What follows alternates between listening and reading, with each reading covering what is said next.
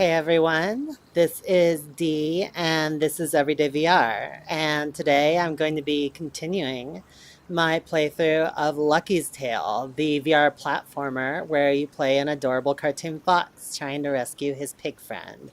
It came out when the Oculus Rift came out. It was a launch title, and to this day it still stands up very well, and Oculus is apparently listening to everything I say. Cancel that. Oh god, it's launching something. Okay, cancel. You know what? Never mind. I'm just going to put on the Rift and we're going to start up the game. I do this usual thing where, so earlier today I played Duck Season, which is a new title where you play Duck Hunt in VR and then terrible, horrible things happen to you.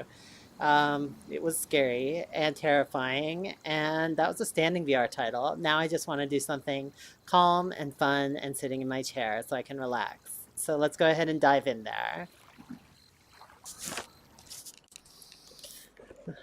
Oh hey, we got another VR YouTuber in the house. Hey Nathan. Thanks for making it. I need to watch your channel more is what I need to do. Alright. So I got my touch. So like I said last time, the touch does not add a lot to this game. Where am I? There's Lucky's Tale. It doesn't add a lot to this game because it was kind of just retrofitted for touch. It was originally designed for the Xbox One gamepad, which I have here, but I generally avoid using unless I really have to, because the touch just feels better in your hands. It really does.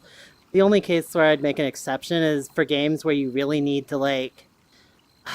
It's hard for me to even think of a case where I would prefer the gamepad. Maybe if there's something where... But it's not even tracked, you know? It's like... And you have the same number of sticks, the same number of buttons on the touch. Like, I feel like I would, like, almost always prefer the touch to the gamepad. It's just that well designed. Anyway, Lucky's Tale. Let's jump back in.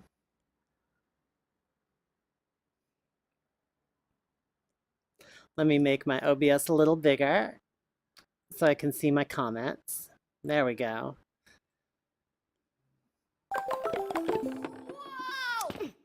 Oh, hey, Lucky. This time you didn't pop up over all my other windows. Some VR apps, when you start them, they like to go full screen right on top of everything. It's really annoying. Let me check my volume levels, make sure everything is cool. Yeah, that looks okay. A little bit on the loud side, but it gets a bit quieter in the levels, so I think this is fine. Alright. There we go. Alright.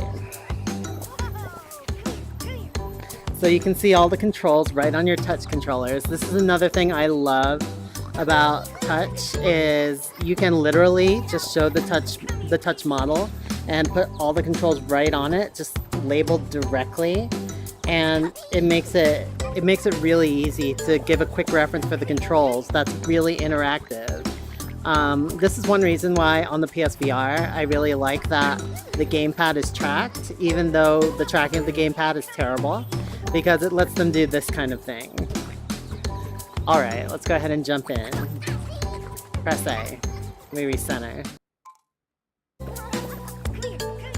So I still have my 4 sensors set up in the same place I always do.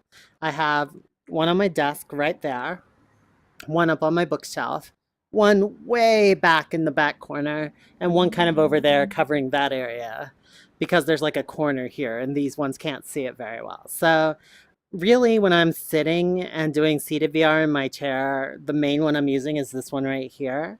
The others, that one's contributing. Those other two are not contributing very much, unless I'm like totally doing things behind my back. So those are more for room scale, and these are more for seated, and they're kind of together. They cover all configurations. I'm not going to say this is the best setup, but definitely this one is where it is to help support seated VR. This menu is really close. It is like uncomfortably close. It is literally like this far away from me. I feel like that's like less than 2 feet almost. It's so close. I feel like they could have put that a little farther away. Can I choose things with this? I guess I can. I guess that's why they put it so close, so you could reach out and choose things, but I'm not used to having things quite that close. Okay, so last time I finished Leaving Home, Rainbow Forest, Twilight Towers, and what's next? Ambush! Chapter 2. Was that all Chapter 1? Jesus. How many chapters are in this game? I can't even remember. I've played all the way through this game. I've won this game, but there's a lot of it I do not clearly recall. Alright, so apparently, like I said, these are not the actual levels that you see in these miniature previews. They're actually just kind of, they show the style of the level, they show some of the elements of the level, but they're not literally the level, because that would be way too small. So, looks like we're gonna have a lot of dragonflies. That's what I'm gathering from this, and these big swampy trees. The forest tired him out. Lucky really wanted a nap, but he just couldn't shake the feeling that he was walking into a trap. These rhymes are always terrible in this game. That's okay. It's kind of cute. Did I open all my presents? Let's find out. Oh, I have not. I have already opened all my presents, so I've got all these. Let's get out of here and start up a level.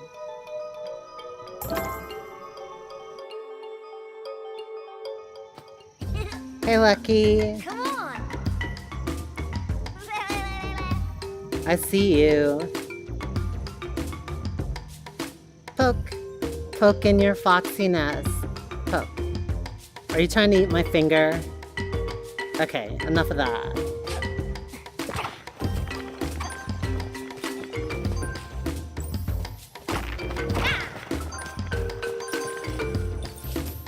So we're in some kind of sparkly cave. This is pretty cool. I feel like my chair is like rotating. I think it's just because it's one of those chairs that can rotate, and I've got it up pretty high, so my feet can just barely reach the ground right now. Okay. Ooh, coins. I love collecting coins. I don't really need the coins. I have like 9 lives at this point. But it's just fun. Ow. Stupid turtle. Spiky turtle. Oh, hey there, little frog. Hi. Hello. Hi. Ooh. You're getting very sleepy. Your best friend is a pig. You're going to rescue him. Okay.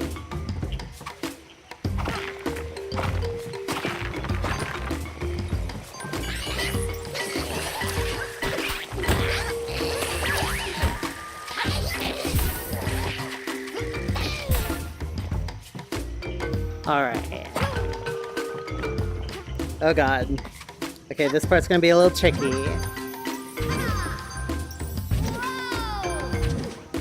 Woo! That wasn't so bad. Oh god, giant swinging spiky log, and it's got coins on it. Well, I gotta get those. I need them. I need every coin.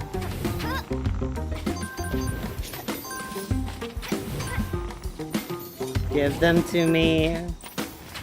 This seems very dangerous. Needlessly dangerous. There we go. Hey little frogs, you see me pull that off? Alright.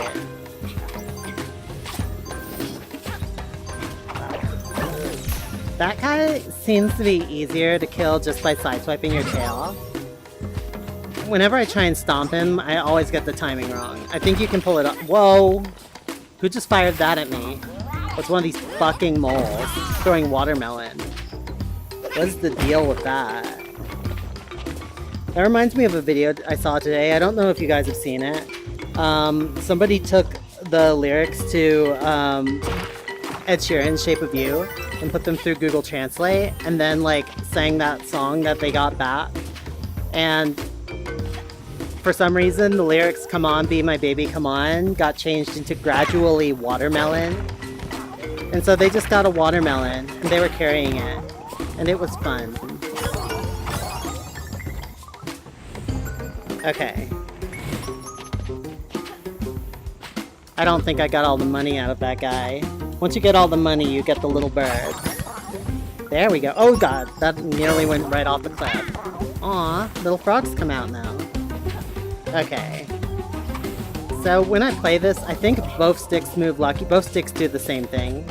So you're only supposed to use one of the sticks. So I'm using the left stick and the buttons on the right controller, which I find to be easiest, but if you were left-handed, you could totally use the right stick and the buttons on the left controller, and it works just the same. Alright. Coin? There we go. Always a coin hidden in those lamps. Always check the lamps. Woo.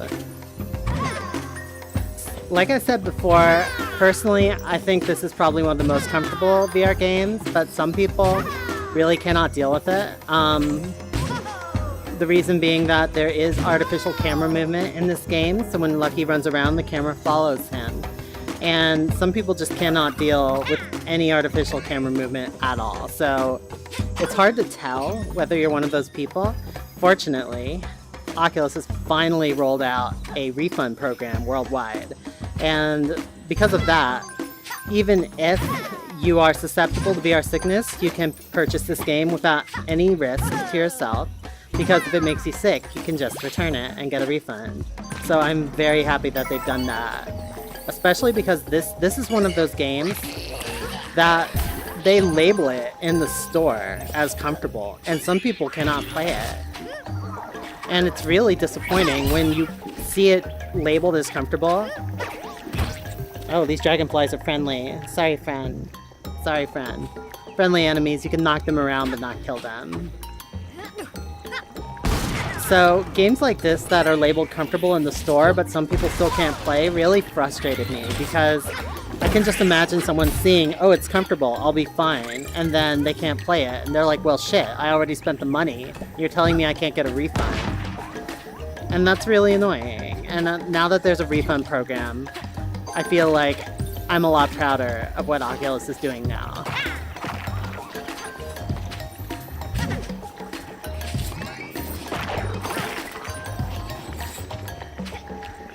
Of course, ideally, all these games would be comfortable for anyone, but realistically, we haven't really figured out how to do that.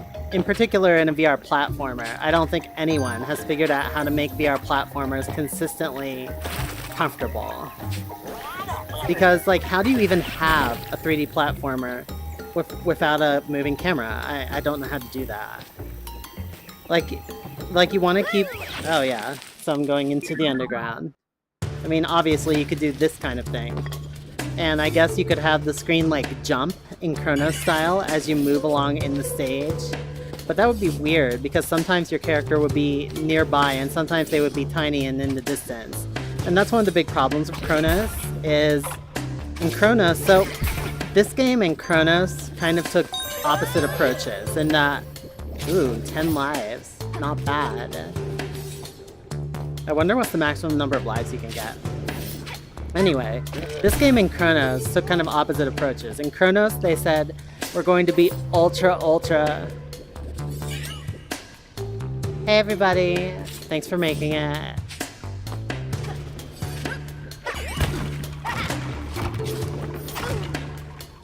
So in Chronos, they tried to keep the camera movement as little as possible. They literally just have a fixed camera that teleports from one room to another.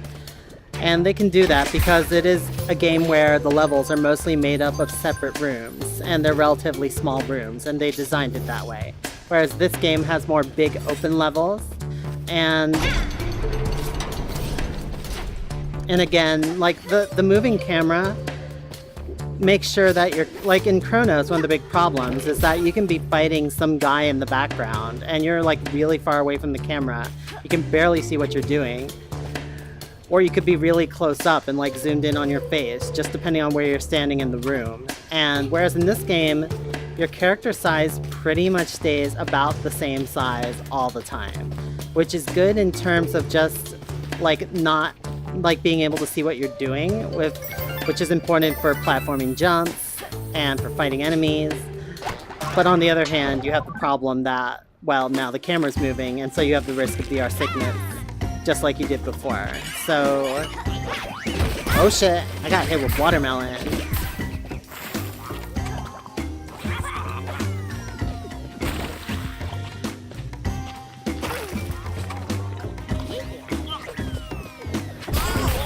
Shikishima is suggesting the idea of like having the camera be like a thing where you pull yourself, and it would be, that is one of the problems with the camera in Lucky's Tale, is that it's a camera that it's automatically moved for you rather than moving under your own agency. And when things move under your own agency, you tend to have less problems with sickness because you have more idea what they're actually, where it's gonna go, and you can anticipate it. And that just naturally makes it more comfortable. So definitely having a little bit more control over the camera and manually moving it rather than automatically would help. But I also don't know how you do that without like making the entire game really tedious, where you're just constantly like having to move the camera every 5 seconds. So it's a design problem. There's probably some way to make this work. I just saw the present. I need that present. There it is. Yay! I wonder what's inside that one. I'll find out later. Be all that you can be. Alright. Here we go. Oh god! Oh god! Lucky! No! Oh. Well, he just sunk into the depths. Fortunately, I just hit a checkpoint, but that was horrible. I do not usually jump off the platforms. This game has, I feel like this has always been one of the annoyances of the platforming genre, is that like, you can take several hits from an enemy, like all the way back to the original Mario Brothers, you can take at least a few hits from enemies and still survive, but if you take one wrong jump into a pit, or lava, or water, or whatever, you are just super dead, like, right away. And it's kind of weird, because like, why would you just fall in water and have absolutely no idea how to swim or get out or anything? Like in real life, when people fall in a river, unless they have just no idea how to swim, and they're like, why would you just instantly drown? Like, I don't know. You would think you would at least tread water for a bit.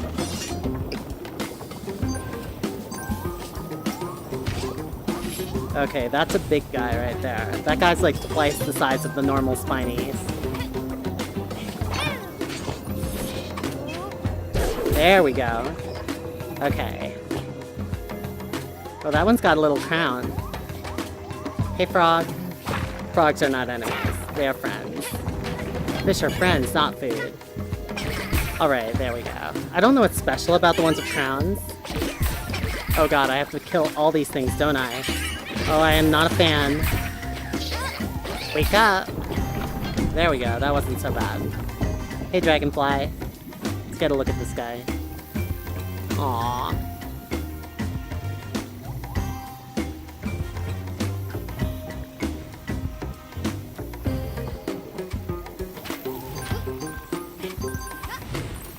Alright. Oh my god, I made it to the balloon. That stage was not so bad. Oh god. I need to be more careful. I got over-eager.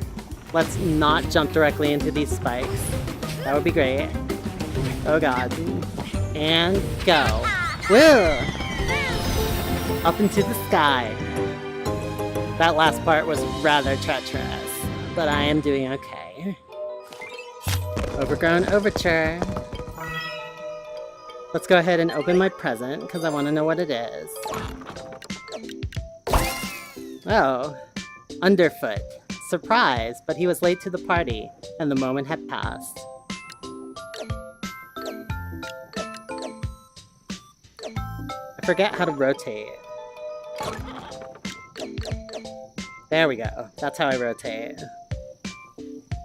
So this is our mole friend who pops out of the ground and throws watermelon at us for some reason. Now the next level, Danger in the Darkness, is where we go into a cave. So we're going into that cave, And I suppose we're gonna fight nasty cave monsters. But before we proceed any farther, I would like to go back and try one of the time trials. The time trials are, in my opinion, the more challenging, interesting mode in this game. The story mode is just kind of for fun. You take it easy, it's relaxing. Time trials are where things start to get challenging and stressful.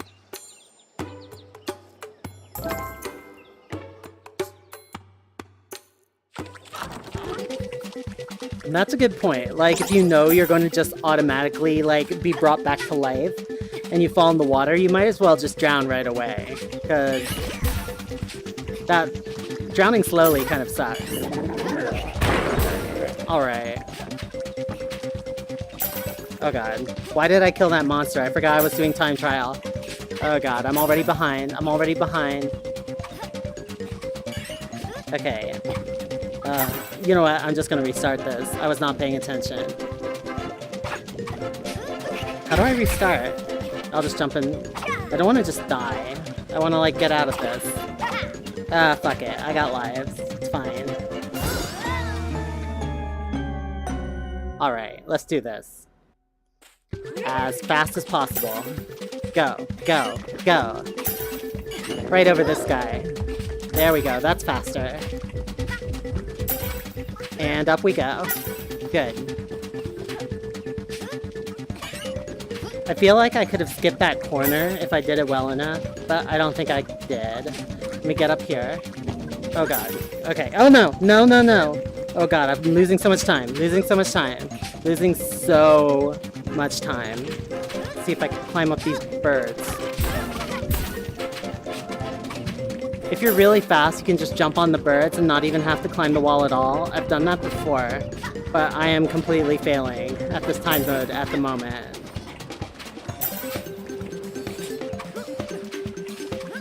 Come on, Lucky. Oh god. Have to get over there. No! Oh, that was close. I barely made it. If I had fallen down there, it would have taken forever to get back up.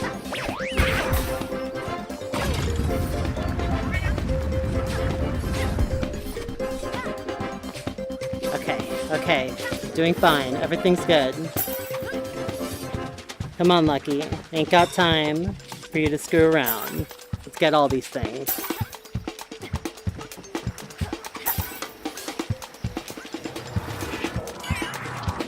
Alright. In time mode, it's very easy to misjudge your jumps because you're in a hurry and just fall in the water and die. So you have to be a little bit careful about that. Surprisingly, I find the jumps in this game to be rather easier than an older game like Super Mario 64, because you have the stereoscopy, and the stereoscopy... Oh god, what have I done? Oh no! Oh my god! I hit the pause menu by mistake and it screwed with my jump. Okay, that's fine. I'll just start over. Okay, doing great so far. Really great. And I just lost 2 hearts. That's fine. I'm not worried about getting damaged, really. I'm gonna be running past most of these enemies. What was I saying? I cannot remember what I was saying anymore.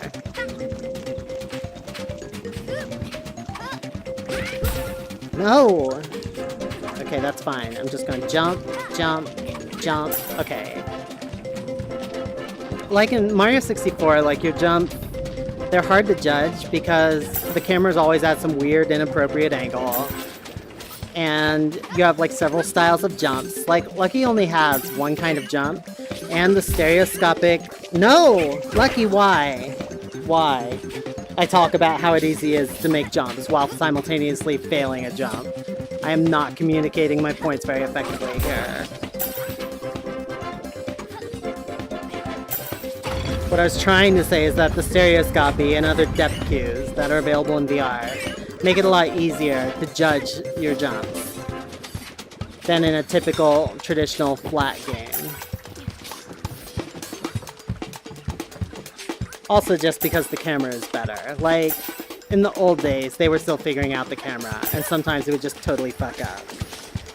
The camera in this game is not necessarily the most comfortable possible for VR, but it is at least competent and informed by the progress we've made on cameras and platformers since the old days. Alright. I'm doing okay. If I just don't take any more damage, I might actually pull this off. I know I'm tempting fate when I say that.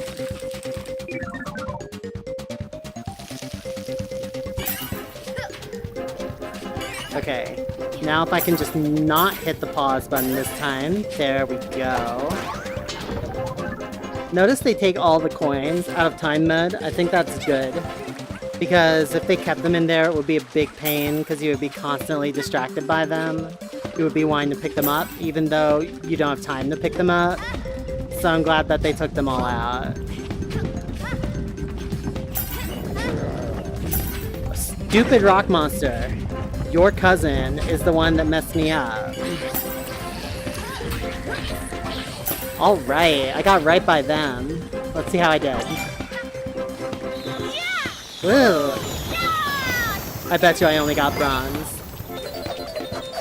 Yep. Yep. Bronzes as well as I could do. I am way off even getting silver. That was terrible.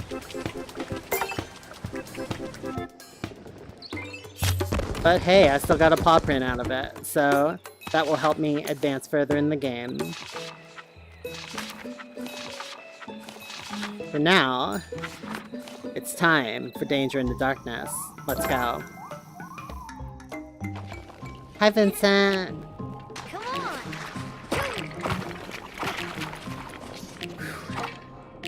Oh yeah, I remember this level. The cool thing about this level is that... Oh, there's more. The cool thing about this level is that you have this headlamp on, and it looks like a real flashlight. And you cannot see anything in this darkness beyond a few feet.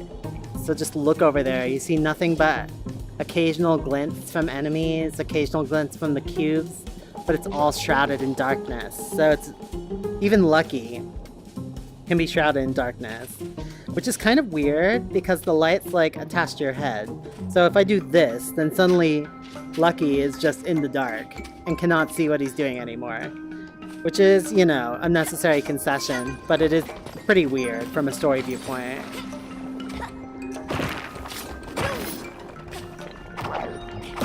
Alright. This flashlight effect, I think, is really good. In a way, it's almost incongruous, because there's nothing cartoony about this flashlight effect. It looks like a realistic flashlight. I feel like if they had done something to make the edges of the flashlight a bit more, like maybe a bit harder, like they do with the torchlight in Wind Waker, that might have been more fitting for the theme of this game. But maybe they decided that was impractical for some reason. Give me those coins. I need to make up all those lives I lost in time trial. Ooh, I see a diamond. Shine bright like a diamond. Alright. Oh. Get up here.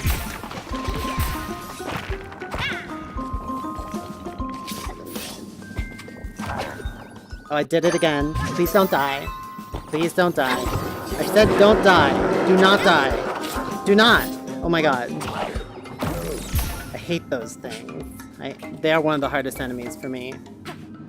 Take a jump in. Oh, what's in this? What's in here? Oh, it was just wiggling for no reason. I'm gonna see if I can get... Maybe get some health back in here. Maybe get something to help out. I am not doing too well.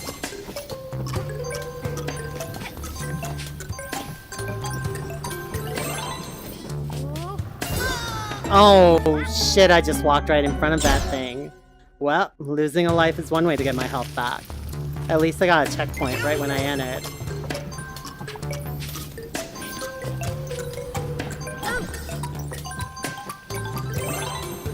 Oh my god, an extra life! Hey! I was needing that. That makes up for the one I just lost. Okay. Everything is fine. Get out of here.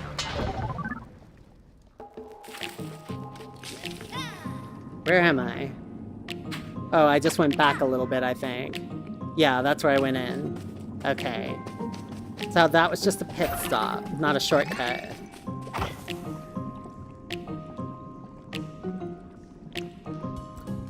Did they remove the forced progression?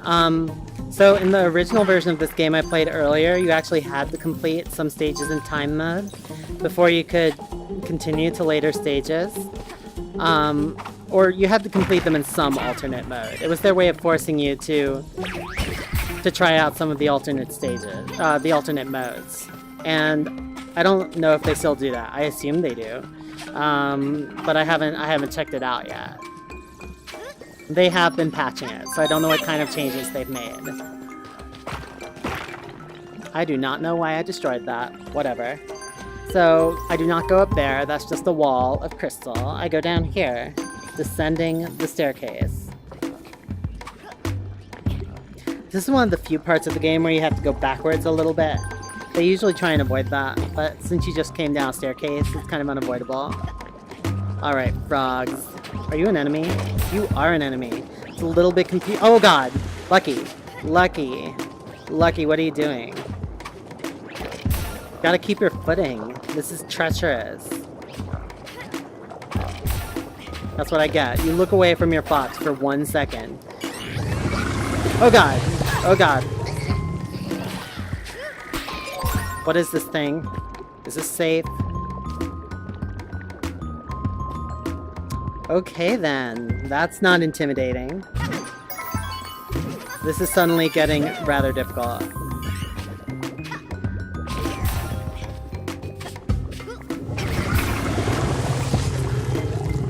Stop looking at me! I'm not comfortable with this. Okay, let's see if I can get these diamonds. Oh god, I nearly fell off there. Come on, 1 diamond left. There we go. Okay. Can look ahead. Now that part up there looks a bit dangerous. There's like 8 balls all swinging in a row. This part doesn't look so bad in comparison. Oh, it's one of those watermelon throwing... I hate you so much. Oh, he got me. That's okay, I got him. We are doing fine. Ooh, big coin up here. Sometimes I still overlook the invisible coins, even though if you look closely, you should be able to see them. Oh yeah, 12 lives. I'm doing fine on the life count. I thought I would be in serious danger of losing all my lives. I don't remember what happens if you lose all your lives. I think you keep all your progress, but you do not get to go back to your last checkpoint. You have to restart the whole level. It's not like original Mario, where you have to start the whole game over. That would be brutal.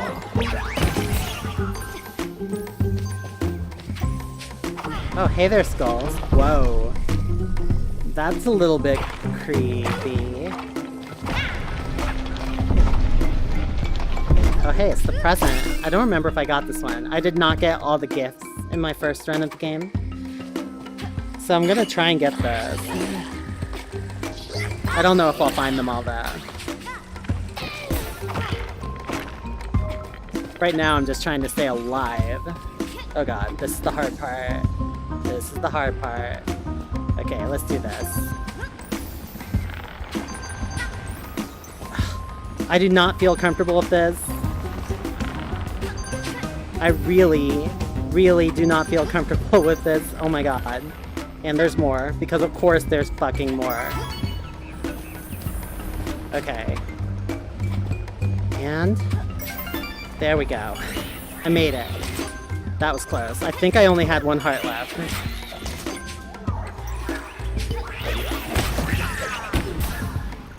Alright. Okay, now I just have to not get hit by this key, and I should be golden. Am I good? Is everything good? Wow, I cannot believe I got through all that without a scratch. That was lucky. You are living up to your name, little fox. Yes, you are.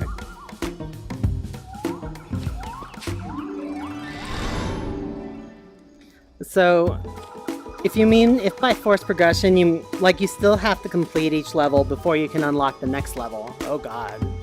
What is this octopus doing here? That has not changed, at least. Okay, so if I want to get up to the checker flag, I have to make it past those spiky balls and all the way to the top. Can I do it? Can I do it? I don't know, actually. No! No! Oh, god damn it. I hope I get to at least spawn in this last section. Okay, that's good. I don't know if this is worth it. Maybe I should just go for the easy flag. Said someone who gives up, who is not me. That's right.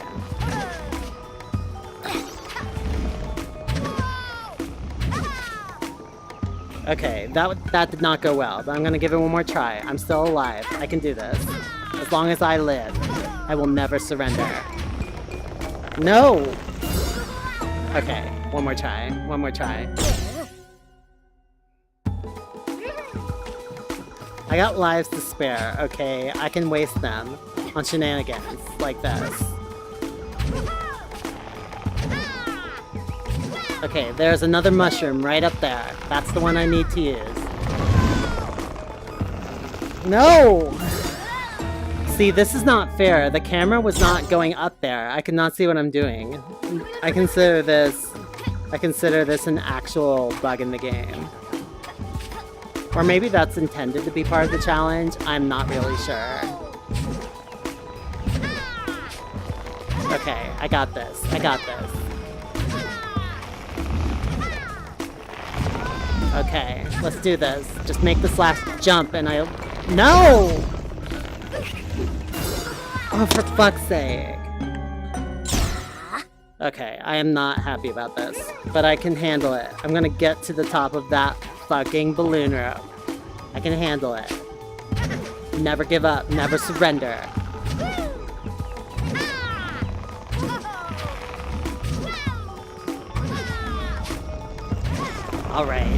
Alright, let's... The problem is the controls. I just don't know which way to move my stick to move Lucky toward the rope. Okay. God damn it. Alright. Am I going to surrender now? The answer is no. But I am going to try a little bit more carefully.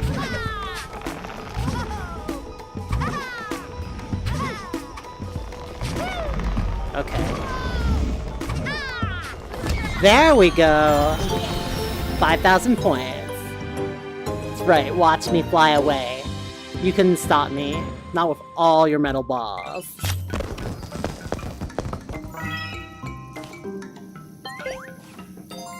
Alright, so that was Danger in the Darkness. I got a new present. What's a frog? Hey, frog. Are those dragonflies your dinner? Your eyebrows are awfully far from your head. Also, why do you have eyebrows? You're a frog. Whatever. Prince Wriggle's Ruckus. This is one of the rare cases where this actually is the whole stage. This is a mini-boss. Let's go for it. This guy, as I recall, is pretty tough, so kind of wishing I had not wasted all those lives.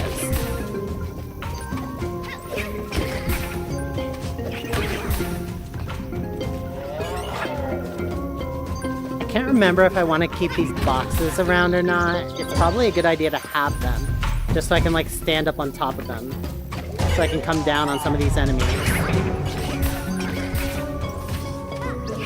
Oh, when did these guys learn to fly? Not cool. Not cool. Oh god, they're going so fast.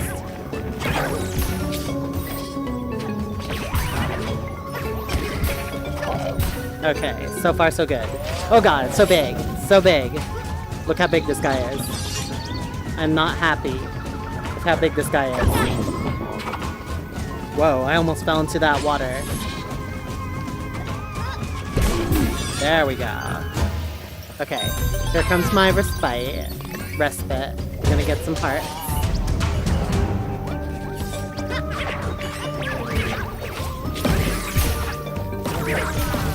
Okay, so far so good. Everything's going just fine. They're getting faster, the music's getting faster, I'm getting more and more enemies all the time, but I just have to survive the waves. think this is...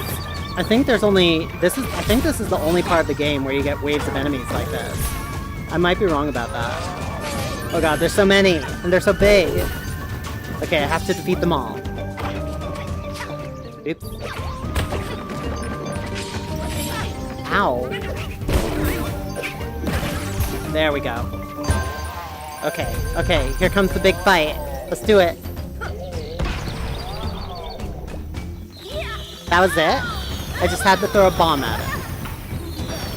Whatever. That takes care of Prince Wriggles. I think you... I don't know if your story mode paw, if that's like a bronze and you can get silver and gold. If it's like based on your score, it might be. Or it might just be that there's only one way to complete the game in story mode. Glorp fled beneath the waves, so no one could pursue him. But Lucky found a bubbleberry bush, which gave him the power to swim. That was not a great rhyme. That's okay. Trench trouble. Let's jump in there. So apparently, off-screen, Lucky found some magic plant that gave him a bubble over his head, so he could be a fox underwater with this air bubble. So, effectively, in terms of game mechanics, this just means gravity is lower in this stage, which lets you, it makes jumps easier, but it also means that they're going to give you more challenging jumps that have to go quite a bit farther. There are also some beautiful environments. Look at these fish. Hello, fish. Take that, fish. Oh, you're okay. You're okay. You're my friend, even though I hit you. Okay. Big old blowfish. Killing enemies that are fish is kind of a pain because they can kind of swim up high and they're hard to reach. Alright, let's get up here. I don't even really understand why Lucky, like, cannot just swim. Like, he can jump, but he sinks. I don't know why he sinks. I don't think foxes sink in real life. I think they are able to swim along the surface. So I feel like I should be able to just swim as high as I want to. But that is not a thing you can do. You can only do a double jump with low gravity. Alright.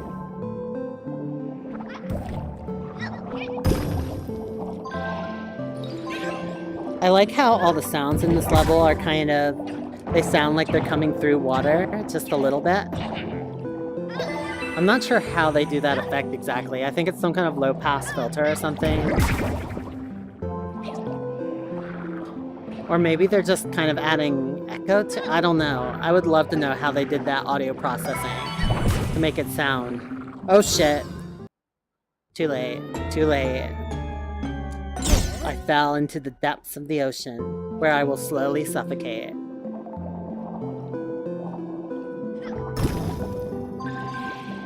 Okay, let's see if I can do that properly this time. A little bit faster.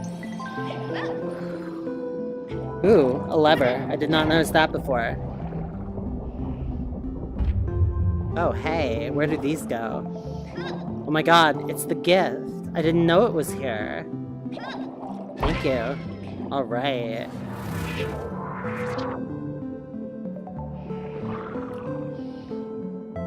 That last part of the level I was doing with the balloon was actually really hard, even in VR, because the camera did not move with me when I got to the final mushroom. Ow. And that just made it really hard for me to see what I was doing. I would consider that a bug, to be honest, with their camera. But I eventually was able to deal with it. Because, like, when someone fails a jump, you want them to feel like it was because they misjudged the jump, or they just pressed in the wrong direction. But in this case, I felt more like it was just, at that angle with the controls that I have, it was just really hard to anticipate what Lucky was going to do, and that's not a good feeling. Oops.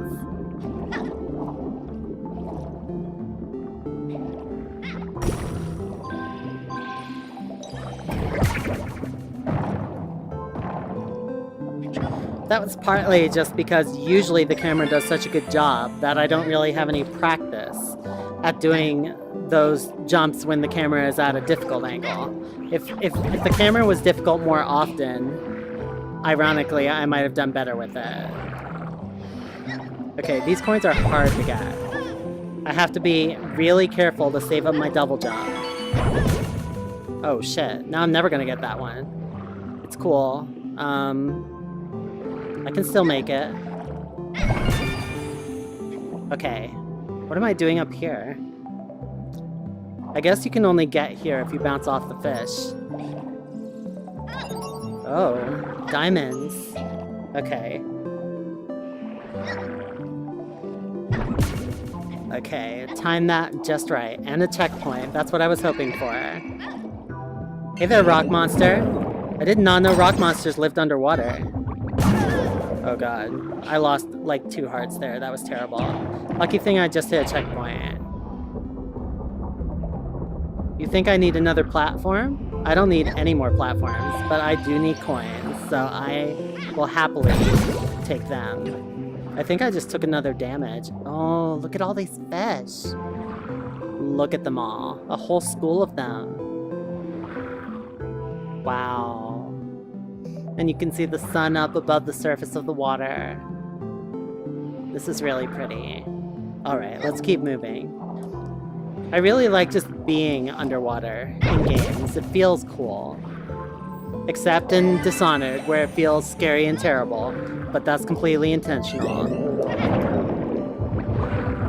I'm not leaving yet. I got things to kill over here. No. Bye-bye. I did not mean to toss him off the side, because I really wanted his coins, but that's okay.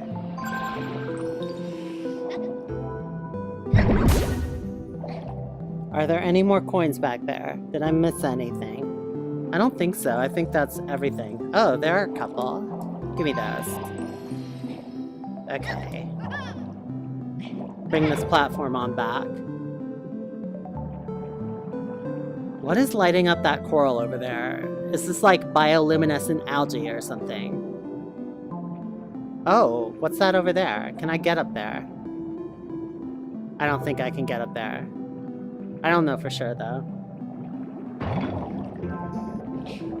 Alright, Lucky, you're doing great. We're almost at the next checkpoint. Let's get there before we screw anything else up. I'm not taking any chances. I could make the jump from here, but I'm not taking any chances. Alright, full on hearts once again. And yet again, not full on hearts. I get damaged way too much in this game. Notice how everything gets a bit brighter as you approach the surface? I really like that. That's a nice touch. Whoever designed this underwater level just did an amazing job.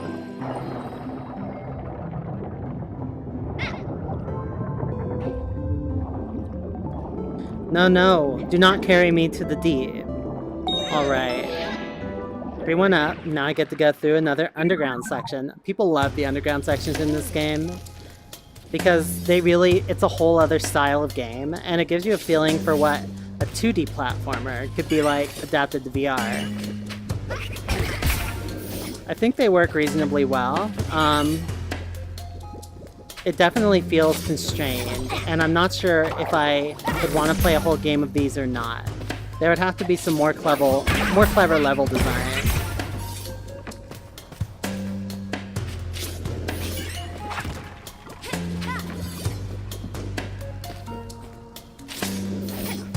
Alright, here we go. Okay, doing good. Everything's good. I don't have to kill all these guys. I could run past them. But I am just a murderer. It's what I do. Murdering little fox. That's what you are. Okay, come on.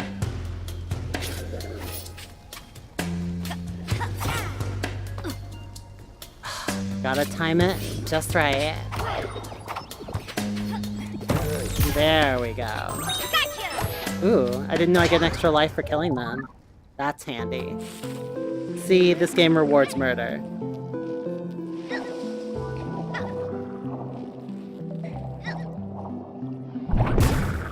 No! Ugh, goddamn pufferfish. You always gotta plan your timing in advance. Okay. Whoa. Okay, timing in advance. Timing in advance. Gotta just go right when they do it. There we go. Perfect. See, if I had just made it up here, I could have gotten a heart, everything would have been okay, but no. Half a second can make all the difference. Notice also that, like, the AI in this game is intentionally very predictable. Everything has a certain animation cycle, everything chases you in a particular way, and that's one of the marks of, like, one of the marks of a good platformer is that it's learnable, that you can learn how each of the enemies behaves, and you can respond to it in a way that makes sense. There we go. I knew there had to be something on this big round platform. Is there anything up here? Oh, invisible wall. I don't like the invisible walls in this game. They feel really unnatural. Alright, let's get out of here. What's next? Is this the end? It is! There's the balloon. Come on. We are back on the surface. Okay, I think this one's gonna be relatively safe. Thankfully. Feels weird jumping in normal gravity after all that low gravity jumping. No! Ah. Okay, looks like I have to start all over. Where'd that fish go? Vanishing fish. Okay. Okay, here we go. Start it over, start it over. Okay, I don't think I needed to hit that one again. Oh. I gotta time it. Gotta time it. Let's do this. Okay, and go. Oh, I can't hit it anymore. They have taken that option away from me. That's okay. I think I need to just get way up on top of there, and then I'll be able to jump on top. And it's all okay.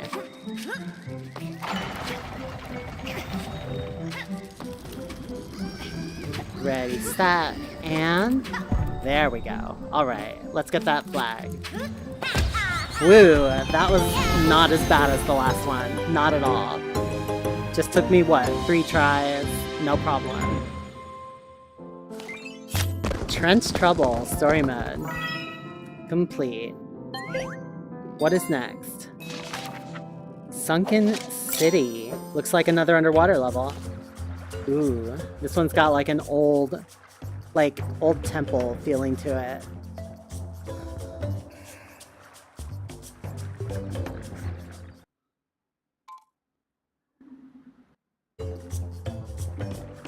Trying to recenter my camera so I'm facing my camera. There we go. Good enough. Do I want to do another time trial? I want to open my gift right now is what I want to do. What's in here? Fugu. Fugu regrets her pet adoption. Oh, you're a girl. Hey, Fugu. I guess that explains the pink spikes and such. Although, blue and pink does not send a clear message. Baby crab is way too clingy. Oh, hey there, baby crab. So I guess this is named after the...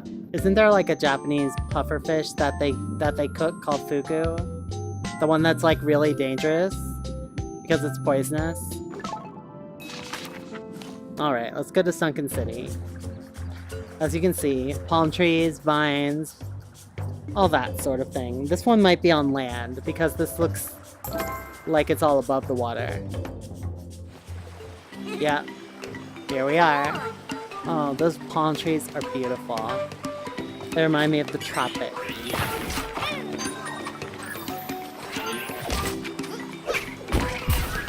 I like the music in this one too. Oh, hey there, clam. Don't do this at home, kids. Clams are not trampoline.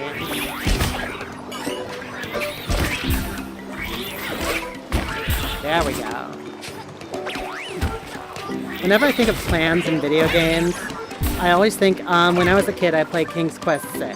And in that game, it was an adventure game, and in that game, you go to the Isle of Wonder, which is a weird island full of magical creatures. And one of the first magical creatures you meet right there on the beach is a clam. And the clam is upset because it has a toothache or a mouthache and it can't get to bed. And so you have to read it a really boring book. And that makes it yawn, and then when it yawns, you steal a pearl out of its mouth. And then, without the pearl in its mouth, it's happy and it can go to bed because you have cured its mouthache.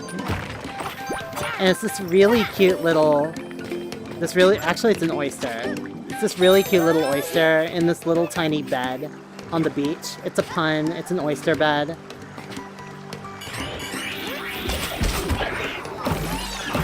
But that same screen also has one of the most terrifying scenes in the game, which is the one with the gnomes. Y'all who have played King's Quest VI know what I'm talking about. Speaking of which, I need to play more adventure games in VR, just in general. Like Wilson's Heart. I played Lone Echo. I love adventure games in general. Oh no! Lucky! Oh, I misjudged when that cube was gonna turn. I thought it was already turning, but it was not. That's okay. Anyway, I played Lone Echo on my channel. Lone Echo is an amazing title, arguably the best VR game ever made. But there's quite a few other pretty good adventure games for VR. There's Wilson's Heart, which of course I have to play sometime. Kind of inspired by the old monster movies. It's all black and white. You play the role you play is this old hospital patient named Wilson, just this old guy. And everything's going all crazy in the hospital. It's because someone like opened a portal to another dimension or some shit. And you have to overcome the various terrors. And oh yeah, and someone stole your heart and replaced it with some kind of weird mechanical heart. And you have to get your heart back. That's the mission.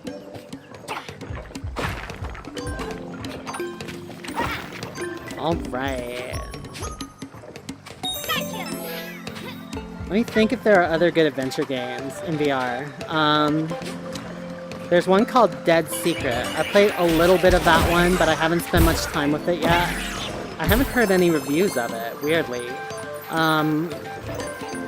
It's not quite the same production values as something like Lone Echo or Wilson's Heart. But it is very much a traditional adventure game. It's got inventory, story, environment. It has some horror elements going on. I get nervous, like, Wilson's Heart also has horror elements. A lot- No! Lucky! Motherfucking fox. Okay, I forgive you. I forgive you, but you gotta jump better. Okay? We're doing this together. I'm counting on you. Why am I blaming the fox? I know it was my fault. I just can't accept responsibility. Okay, so it's actually kind of interesting how many games in VR have horror elements. Like Wilson's Heart has horror elements. The game I played today, Duck Season, has horror elements. Like, I feel like it's kind of a thing to do in VR to take some traditional genre and just like cross it with horror. Because I guess they do that because horror is just a genre that works really well in VR, because they have complete control over your entire environment in a way that they never had before. And they can really use that. And also there's the whole thing where you just can't escape, and where you can hear where sounds are coming from, and they all just lend themselves really well to horror. But that does have the weird result that you end up with like every game being a horror game. So that's one thing that Lucky's Tale has going for it, that there are absolutely no horror elements in this game, unless you count your best friend being stolen by an evil octopus. But that happens in the prologue.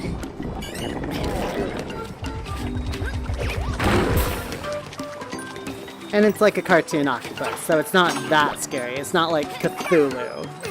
The sky does not darken, and you don't dare to look upon him, for his nature is unspeakable. He's just an Oculus. It's no big deal. Oh, it's another one of these. Whenever those fences come up, it means you have to defeat a bunch of enemies in order to progress. And I hate these moles. Are we done here? Oh. I did not know that was there. Okay.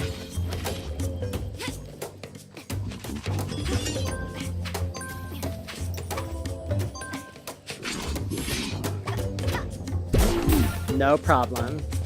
Okay, time for some bouncing. No! Lucky. Oh god, you're alive. Unfortunately, I think there's no way to recover. Okay. Unless there is. No, I don't think there is. That's okay. Take a swim, Lucky. I feel like in real life, foxes can swim. Hi, Bryce. Hi, Shiny. This game is definitely very, very cute. Lots of cute graphics. Lots of bright, shiny colors. Everything is cool in this game. Nothing is too scary.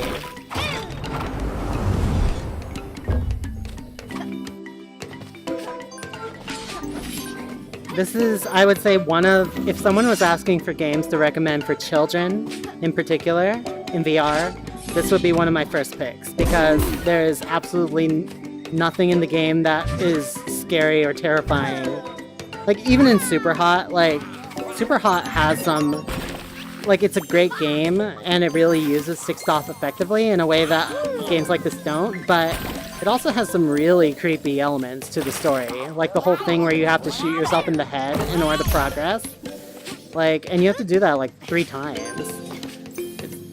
And then they have like the horror elements where the door opens and there's the pyramid that came to see you. It's like, again, like just they are adding horror elements to everything. And I know that's kind of the style of Super Hot in the first place. I love these fans. Check this out. Check this out. Woo! Flying fox. He's got his little tongue stuck out. Fly up here.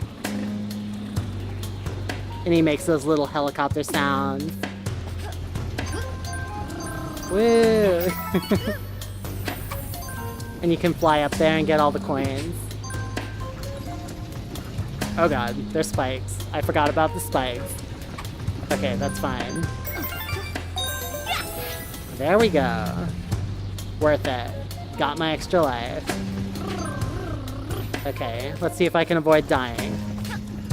Very well done. Oh hey, it's all the little plants. You ever notice how in this game, like, all the babies are your friends, and then they grow up and become your enemies? Maybe it's because I assault them so much. Except the butterflies. The butterflies are always your friends. Butterflies are already adults. If they were children, they would be caterpillars. Oh, I already went that way. Oh, so apparently you had to go that way in order to open up this gate, I think. So you actually have to go both ways. Okay, there we go. There we go. Hey there, dragonflies.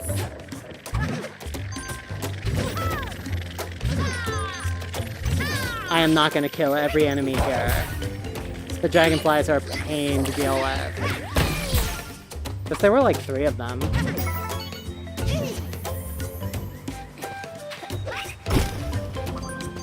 What is this shell? Oh, I guess it's in the water now. Hopefully nothing was living in that shell. Dragonflies, I hate dragonflies.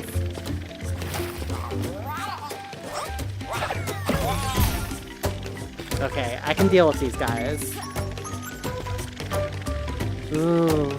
Look at this waterfall. That is a really... I like the artistic design on this waterfall.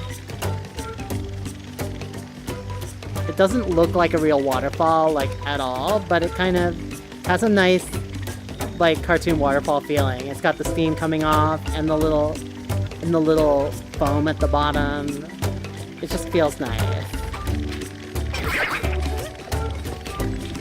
Okay, Dragonfly, I got you. There we go. They're still alive down there? I don't think so. You don't get to survive. Nothing will survive the wrath of Lucky. Nothing. You're all going to explode.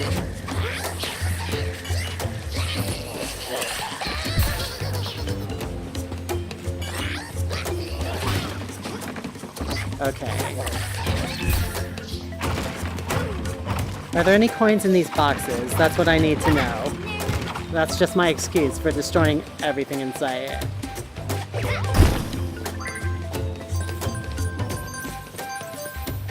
Alright, piranha plant. Let's see, what else do I want to talk about?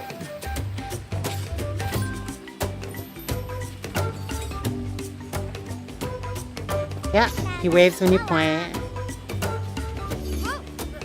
And if you get really close to him with your face, he'll actually fall over.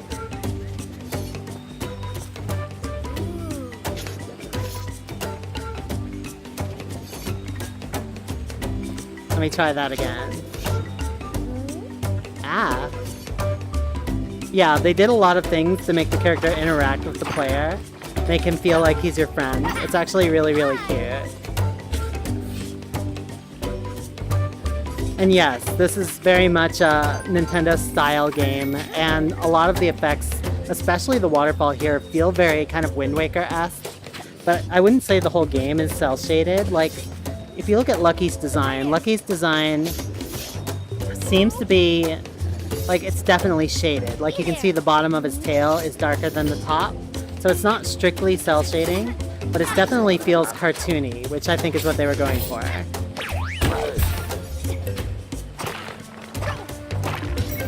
Other elements definitely look cel-shaded, like the water. The water looks hella cel-shaded. And Bryce, thank you for saying you like the streams. I'm glad. I am not currently on Instagram. I am not entirely sure what I would put on Instagram right now. I will consider it though. I would just have to think of a theme for my account, like what kind of content I would want to put on it. Okay. Oh, so many diamonds. Gotta get this key.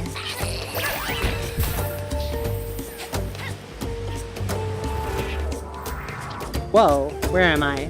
Oh, I was right at the balloon. I was so close. I guess that's where I'm headed. So I kind of like it. So I haven't decided whether I really like this. Like, they put these foreground elements here that you have to move behind, and you kind of have to use your positional tracking a little bit to look around them.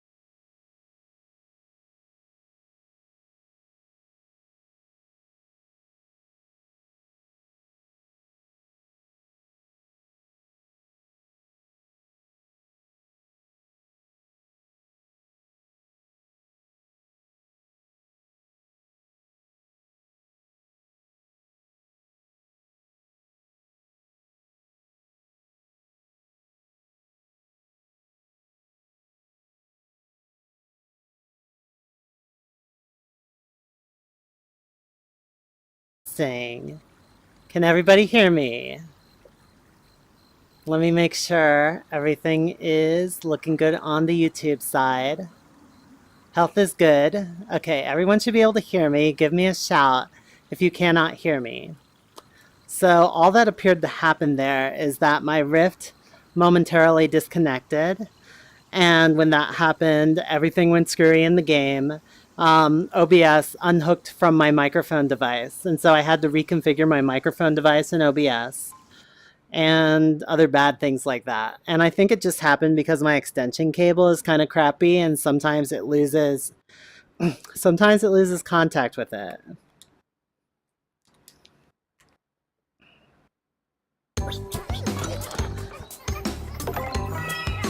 So at some point I'm going to figure out a way to get this extension cord to be more robust so I don't continue doing this. Thanks, Vincent. Hi everyone. So that last stage I just did, I am going to have to do it again, but I'm going to speedrun it, so it's not going to be so bad.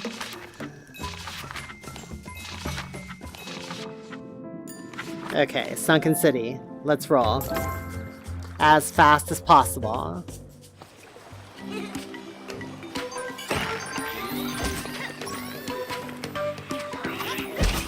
So I did not actually have to reboot. It's actually kind of funny. Why am I getting all the coins when I said I was going to speedrun? No points, no coins, absolutely as fast as possible. It's like a compulsion. I can't stop getting coins. So, oh god. So, I think I didn't actually have to reboot. It's just that in OBS my Rift mic was unset when the Rift mic detached, and I kept resetting the audio device in OBS, but I didn't realize that I was actually setting the speaker. I was setting the desktop audio device and not the mic device. So it's kind of my fault. But it's mostly the fault of my extension cable, which I need to fix. So this game goes quite a bit faster if you're not interested in coins.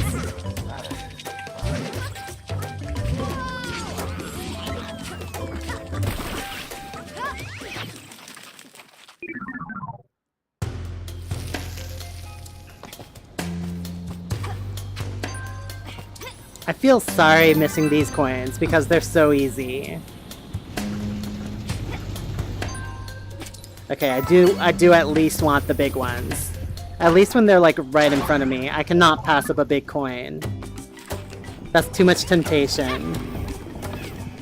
By the way, one thing I really love about this game, I don't know if it runs this smoothly on lower end GPUs, but for me it runs perfectly at 90 frames a second, like all the time. Absolutely without fail. I never see asynchronous space warp kick in this game. Which gives it this really, really responsive, fluid feeling. It's hard to describe to someone who's accustomed to playing games at 60 FPS or even 30 FPS. 90 FPS just has this feeling where you can, like, fast motions still feel smooth.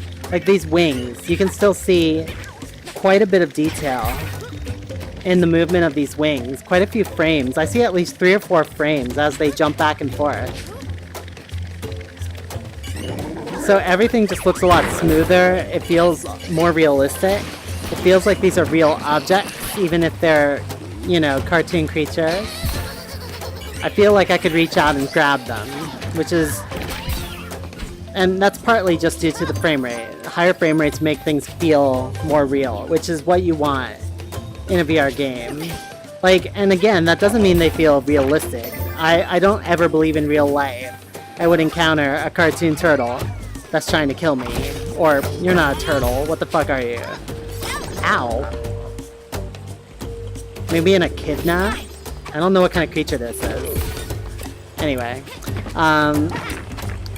So it's not like it's realistic as in something you would actually encounter, but it's like if you encountered a toy at the toy store that was in the shape of one of these creatures, and it was like a robot toy, and it could actually like seem to come alive. Like, that's what it feels like. Okay, let's do this. Yeah! Oh, I didn't get the top one. That's good enough. That's good enough. I will see you losers later. I am tired of this stage.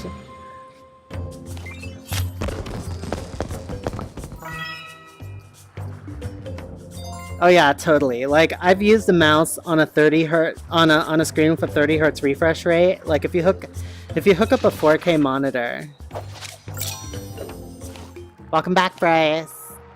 And yeah, like Shiny said, like if you use a mouse on a monitor that's not really high refresh rate, it just feels so much more responsive and smooth. Like I've used a mouse on a screen that had a 30 hertz refresh rate, which was a 4K monitor over HDMI. And it just feels terrible. It feels sluggish. It feels like something's wrong, and it feels like it's broken. It's hard to explain, but it just feels, you move your mouse and it feels like it's struggling to keep up. Like, it's higher latency. And that's another reason high refresh rate is so important in VR. What level am I in now? I did not pay attention. What level is this? Oh, no way to know now. I am stuck. Ah, there we go. I guess it's not gonna tell me. That's fine. If anyone didn't know, you press in your right stick to summon the menu. You can do that at any time. It's a useful way. Like, usually if I want to pause, I'll just pause to the Oculus menu like this. Just out of habit, because it works in every game. But you can also hit the right stick. You can change your options. It's pretty useful. You can restart the level. I actually forgot I could do that. I've been killing myself to restart the level. That's not strictly necessary.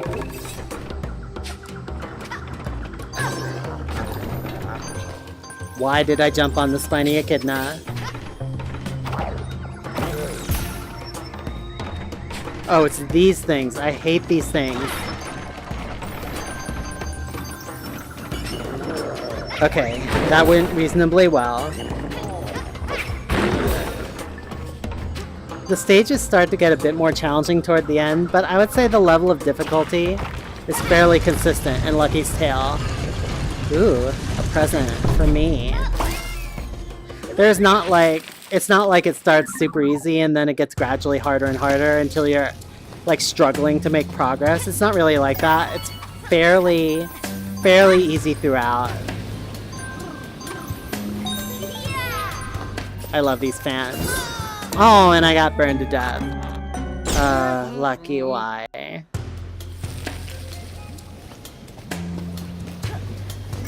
And with characters like this work really well at high frame rates like this, I think. Because they have such clear, crisp edges. I fell in lava. I didn't notice that was lava. I thought it was a floor. Okay, pay attention. Fortunately, because I started this part very close to 100 coins, it's easy to get another life. Oh, it's these guys. The little fire slimes. Bye-bye. The little fire slimes are cute. They remind me of the slimes from Dragon Quest. What was I talking about? Yeah, I think the high frame rate works particularly well with a game like Lucky's Tale because all of the outlines of everything are so crisp that it makes the motion very, very clear. And motion's really important in a platformer. You need to be able to judge your jumps. You need to be able to judge the enemy's motions so you can predict them. So it's really important to be able to tell exactly where everything is all the time. And VR helps with that, stereoscopy helps with that, and the refresh rate helps with that. Because if it's not responsive, it's so easy to jump, and then it jumps just a little bit too late, and you end up getting screwed over, and it's not your fault. No! Ah, see, that was my fault. I feel fine if I miss a jump, and I'm like, oh, I screwed up that jump. But if I screw up a jump just because I feel like I hit jump at the right time, but it was not, like, there was a delay because of the refresh rate, then that just feels terrible. Like, even the original Mario Brothers, like, that was, you know, fucking 1980s, and it still ran, I'm pretty sure, at like 60 frames a second. I might be wrong about that. Someone can check me on that. But it was very smooth, even all the way back then.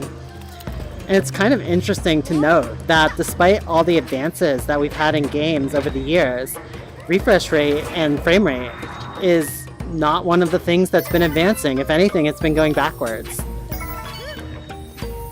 No, no, no, no, no. No. Okay, that was good. That was close. There we go.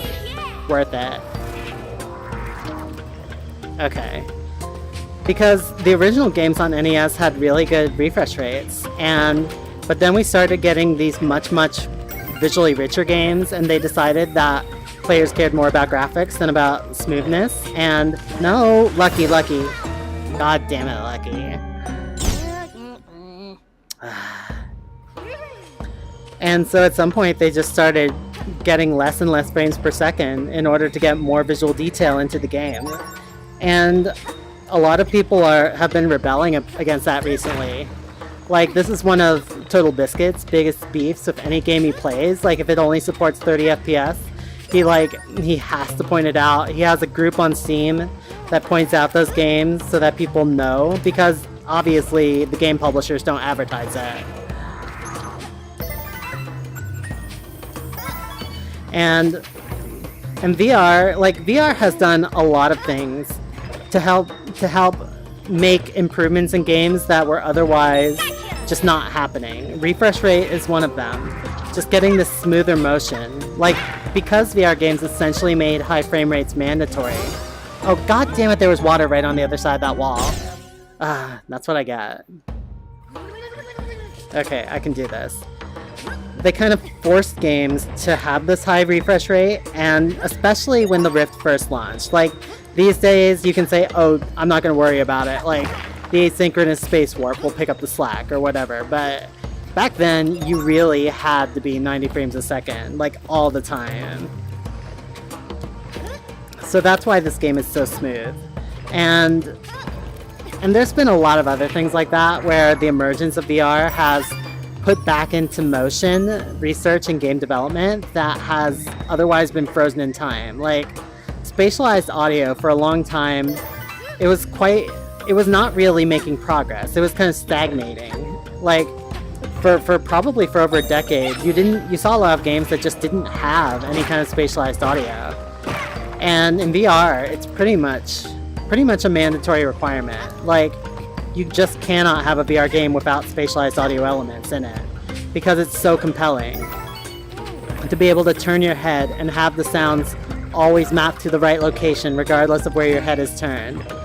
Lucky's Tale does a really good job with this. Like I can hear those blocks turning right to my right.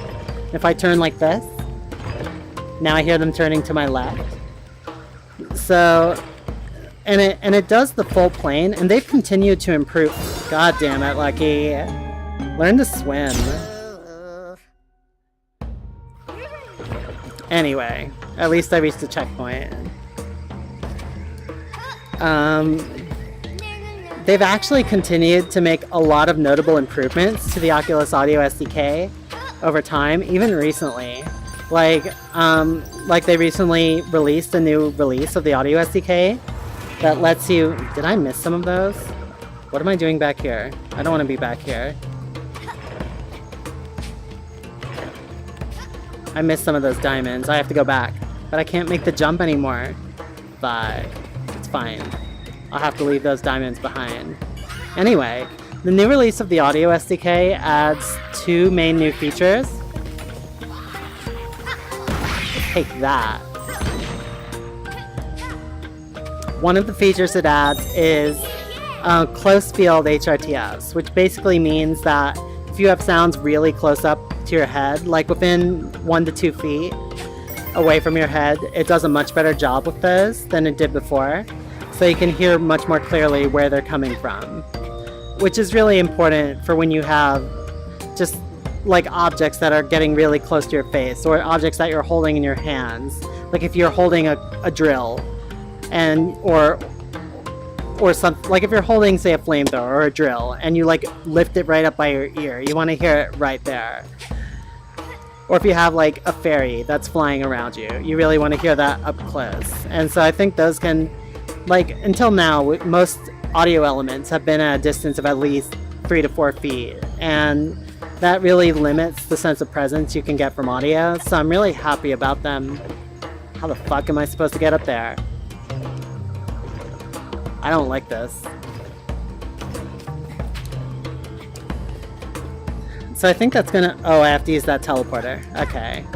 I think it's going to add a lot, just in terms of a lot to the audio presence, a lot to the sense of audio realism. There we go. Top score on the balloon. See you later, Lucky.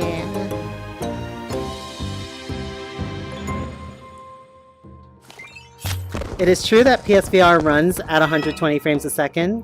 What most people don't know is that most games that are built for PSVR do not render at 120 frames a second because that would be really, really, really hard.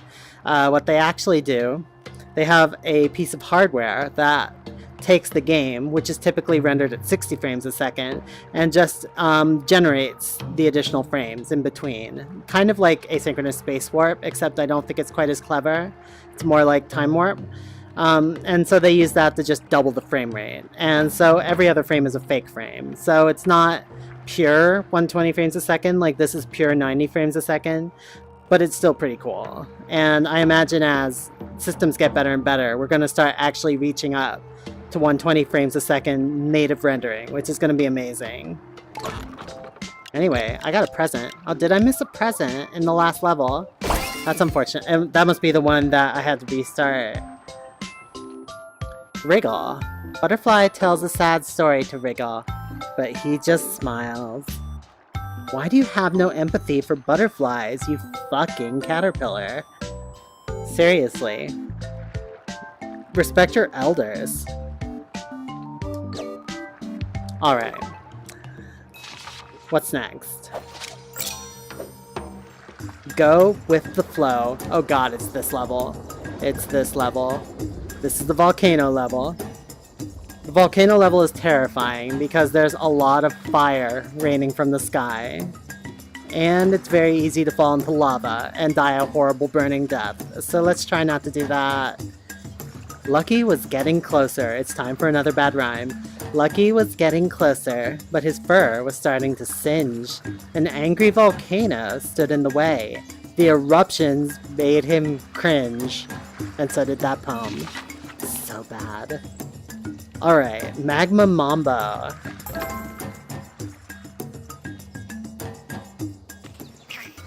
Oh, and the other thing, the new... Oh, look at this level. Look at this. Here come the rocks. Here they come.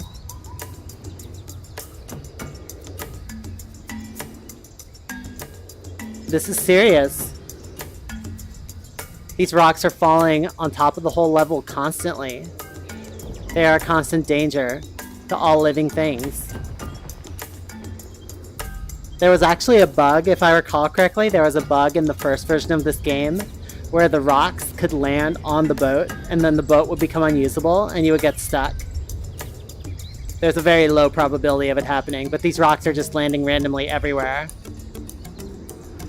Alright. The other thing they added to the Oculus Audio SDK is they added volumetric sound sources, which are very cool. The typical example of a volumetric sound source is a waterfall. So when you're like sailing down the river, you see a waterfall in the distance. It more or less sounds like it's coming from one point. It's coming from where the waterfall is. But when you're like right up next to the waterfall, like that sound is coming from like many directions all at once because it is practically all around you. Like another example is, imagine you have, say, 10 radios or 10 speakers arranged in a circle, all pointing inwards, and from a distance, that circle of speakers would pretty much sound like a point audio source, but if you're right there in the middle of them, they sound like they're just, the sound sounds like it's all around you. And that's the whole point of a surround speaker setup.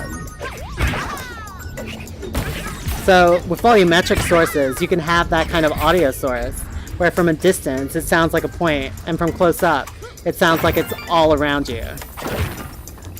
Which is very, very cool, because that lets them represent accurately a whole new range of sounds that they could not before.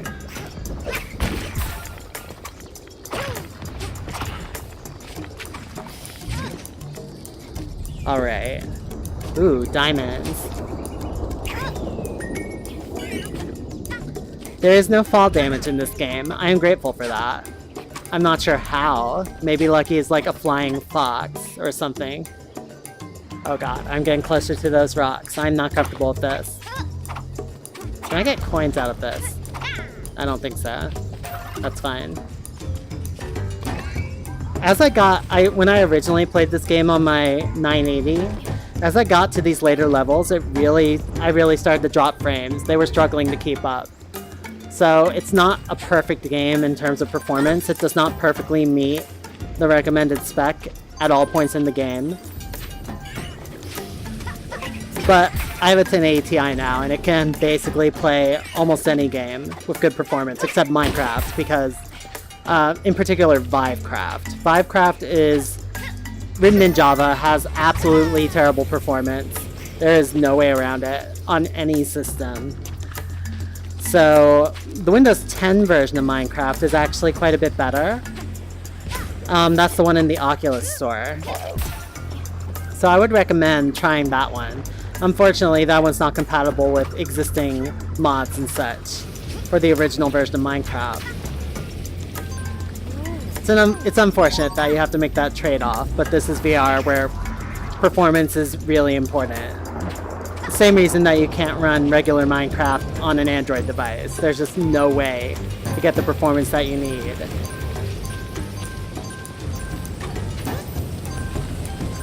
And that's not to say that like all Java applications are automatically slow. You can write an optimized app in Java, but like the way Minecraft is written, it just generates tons and tons of garbage. It doesn't manage its own memory, and so it has to do heavy garbage collection like all the time, and that really makes it very difficult to run performantly. And nobody's really Microsoft isn't interested in fixing up the Java version anymore. I don't think it's like in maintenance mode. So Vivecraft it's pretty much a volunteer project by just people who love the original Minecraft. But I think both the Vive version, ooh, I'm in a cave full of lava now. This looks a little scary. This lava, again, feels very Wind Waker. I feel like all the fluids in this game, they kind of went with a Wind Waker aesthetic for them. And I think it works pretty well. It's a little bit incongruous because the style of the characters is definitely more 3D, and the style of the fluids is more 2D and cartoony and flat, but I think it works. It works fine. Ah, these stupid fire drops. Do those fire drops revive out of the lava? I can't remember. I think they might auto respawn.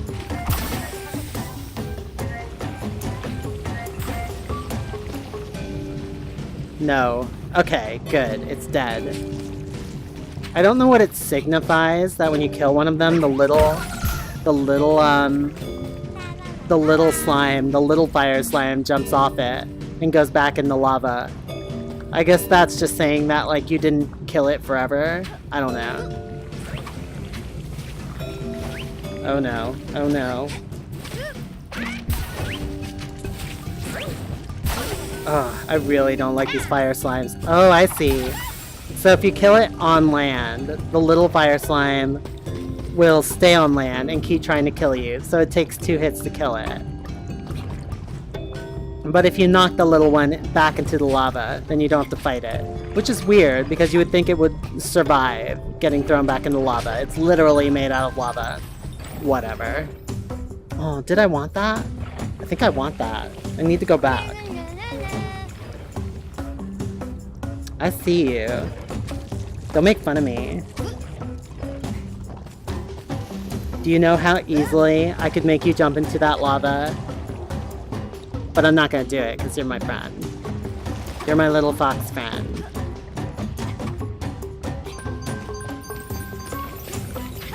No! Okay, I swear that was not on purpose. I just wanted that extra life. I got greedy.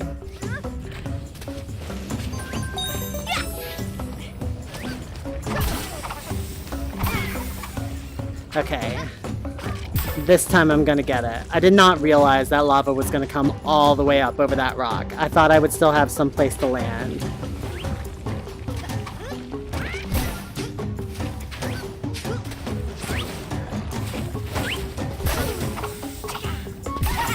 Okay, let's do it right this time. Oh, this is gonna be tough. I'm gonna have to move fast. But I can use the portal over there as a place to stand. So I can take advantage of that. God damn it! Fine, fine. You know what? I'm not losing any lives. As soon as I spawn again, I'll get some coins, get another life. Everything is fine.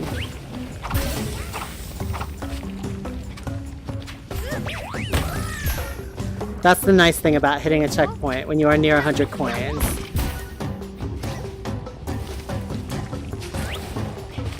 I think you cannot land on the fire slimes. If you try and jump on them, it hurts you. Which feels kind of very, feels very Paper Mario. Like, I played a lot of Thousand Year Door. And they have the enemies you can't jump on, the enemies you can't hammer.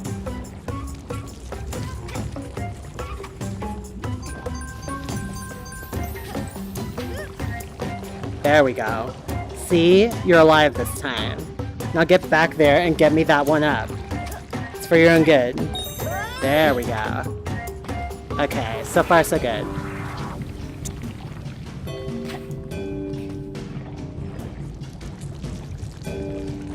It's true, the Windows 10 version of Minecraft, unfortunately, does force you to use their servers. You cannot just set up your own Minecraft server. Which sucks, because, I mean, they're monopolizing the server service, and they have a fixed rate. And I don't know if there are public multiplayer servers you can join, or if you have to sign up for Realms to do, like, any kind of multiplayer. It's annoying, though. I kind of wish they just had some way of doing compatibility with existing Minecraft servers. Alright. But that was intentional. That was how they plan to monetize Minecraft, I assume. That's a big problem, is like they could have just monetized Minecraft by continuing to sell copies of Minecraft, but I think they decided that that was not sustainable, because basically everybody who wants a copy of Minecraft already has one. Because it's only like $10 one time, and then you play it for hundreds of hours. So I think they were just looking for a way to continue to get a sustainable income for that project. I'm not sure how I feel about the server. Like, if they offered servers as a service, and it was, you know, just an optional thing, but it was like a really good service, but then you could also set up your own server anywhere, I think that would be a lot cooler. Holy shit, this thing is huge. Okay, be afraid, be very afraid. It's moving so fast. Okay, how do I kill this thing? I don't know how to kill it. Okay, I just tail swiped it. Apparently my tiny tail is incredibly powerful. This reminds me a lot of, you know, from the original Legend of Zelda? What were they called? I can't remember. I think that they were called Knolls or Souls or something. Like, in some of the dungeons, there would be these little slime guys. These big slime guys. And then you would hit them with a sword, and they would break into two little, faster slime guys. So that is an enemy trope as old as the 80s. It is super old. Arguably as old as asteroids. That was almost the entire point of asteroids. Break rocks into smaller rocks. Alright. Oh Jesus, that does not look fun. I'm not looking forward to that. I feel like that's a lot of what VR adds to this game, is the ability to look forward to the future parts of the level and go, oh fuck, that's gonna suck. I'm not looking forward to that. That is not a thing you can do in Mario 64. I am going to keep comparing it to Mario 64, even though I realize that is no longer the gold standard for a 3D platformer in today's world. It was still what defined this genre in the first place.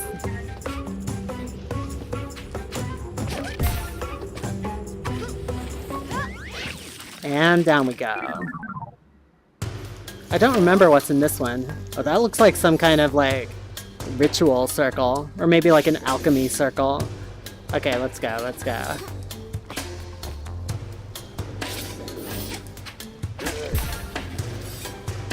And why are all the torches blue fire? There's some serious shit going on down here. Ow! Those spikes always go a little bit farther than I think they do.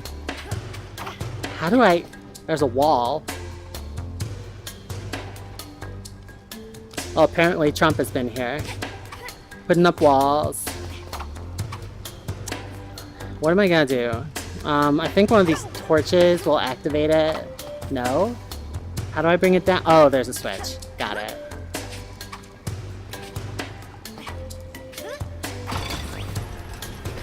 And there's another wall behind the first wall. That's great. That's just great. Weirdly, I can see through the wall from the opposite side. It seems to be an oversight. I think I have to kill these things in order to make progress. So let's go ahead and kill them. There we go. Oh, and there's a third one over there. Like I mentioned last time, in these underground segments, everything is scaled down even more miniature than usual.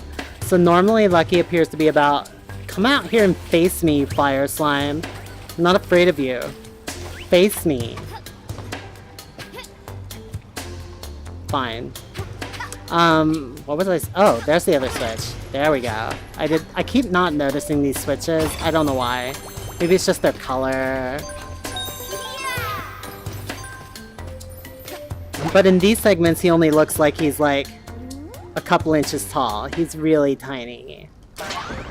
And even more adorable. Like action figure size. In these, it looks more like he's like 5 inches tall. Oh, sorry, didn't mean to scare you. In these, he's almost like, not quite stuffed animal size, but definitely I could see him being like 6 inches tall here. Alright. Okay, this part looked scary from a distance, but I don't think it's too bad. The fire only hits the ones at the edge. Am I good to go? Am I leaving anything behind? I don't think so. Alright, I'm almost to the balloon. Let's do this. Let's do this. Let's try not to die in this part. Oh, but I want those coins though. I always want the coins. There we go. Well, this one looks pretty easy. Just have to jump with good timing. There we go! Hi, Lucky! That volcano looks... some of the particle effects in this game look weirdly not cartoonish. Like that smoke looked like highly realistic smoke. Time-worn temple. Ooh. I hardly remember this level at all. Some kind of ancient temple with scary skulls in it. Alright, nowhere to go but to try it. I want to finish this game tonight if I can. At least beat the boss. Then I can go back for some of the time modes if I have time.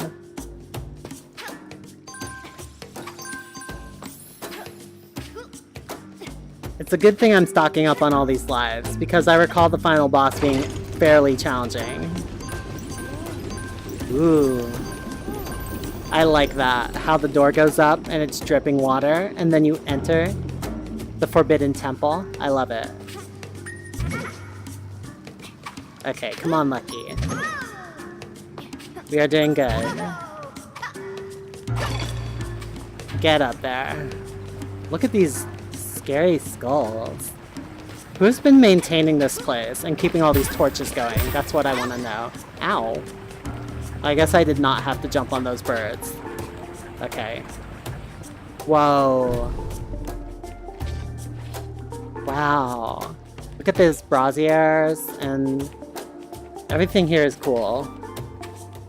And how it just gives you this, how you're way up high right at the beginning. You get this view all the way down into the temple. I love the level design in this game. They really make it so you can look around and take in a lot and see a lot of your future in the level. Do not touch me. That's what you get for being too aggressive with a fox who has not given you permission. Alright. Okay, we're doing fine. We're doing fine. This is a little scary, but I'm starting to head down towards the water. Look at this torch! I love these torches. How they're just hanging from chains. And the skull with the giant banner. It's kind of intimidating, actually. It's one of the more like scary parts of this game. I'm not gonna say it's actually scary, but it's definitely got some elements that make you think, well, whose skulls are these and what is going on? It's like kind of Pirates of the Caribbean level scary. Do I see a teleporter under the water? How the fuck am I supposed to get there? Well, I'm gonna get this checkpoint first. Then I'm gonna go take a little trip underground. Oh, sorry, I didn't say hey. Hey, Lucky. Get your ass in there. Ooh. Well, this is cool. It's just a little room full of boxes. It's like a coin room. This is one thing I have not seen very much of in this game, is just little rooms just full of coins for you to get some extra coins. Usually there's some progression left to right, there's some obstacles, but this is pretty much just a bonus room. You would definitely see these in the original Mario Brothers. Just a room you go down a pipe, and there's a bunch of coins, then you go out of the pipe again. It is very courteous. Did you notice? Is it just me, or did they change the angle? They totally changed the angle as I came out of there. That's interesting, because they don't usually do that. They usually will not change the angle of the camera, but instead just give you a teleporter to go back to where you were. Or maybe they didn't change the angle. Maybe that's just my imagination. Maybe I was jumping sideways to get over there. Not gonna worry about it. Let's keep going. What is going on with that underwater teleporter? I'm so curious now. Is that even a thing I can reach? Why would they have an underwater teleporter? Unless there's like a way to drain the water. I do not remember anything about this stage. Okay. Maybe that's how you get the gift? But how am I supposed to get it without drowning? I don't get it. Ow. Stupid bird. Oops. I gotta not hit the pause button. Someone on Reddit said it best, that the Oculus menu button on the controller is basically the equivalent of the Windows key on the keyboard. You hit it, it takes you out of the game, it's annoying. If you're playing multiplayer, you can really like lose because of it. I cannot see what I'm doing here. Hey there, I see you in there. I can always put my face around things. That's kind of cheating. Alright. Did I just push those boxes with my face? Is that a thing I can do? I was not aware. Let's try that again. Lucky, you get back there. Just pull the camera back for me. Oh my god, I can. I can knock blocks over with my face. That is cool.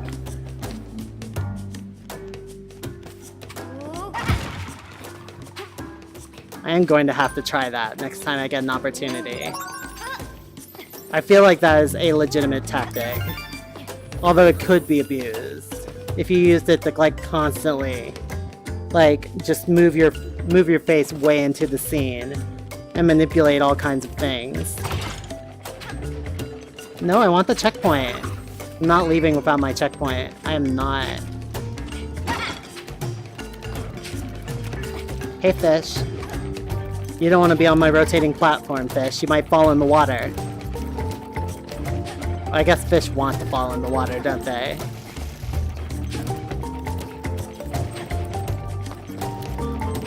The weird thing about Lucky is when he's on the platform and you jump, and then the platform spins around and you land again, you've actually moved back a little bit. So it's kind of like you lose your momentum when you jump, which doesn't really make sense.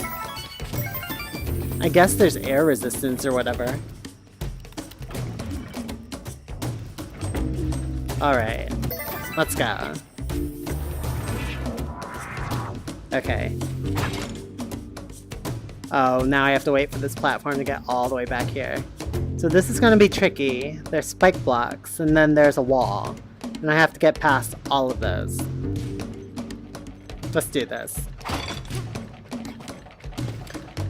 One thing I've noticed is that 2D platformer games tend to have a lot... Oh, god damn it. At least there was a checkpoint right there.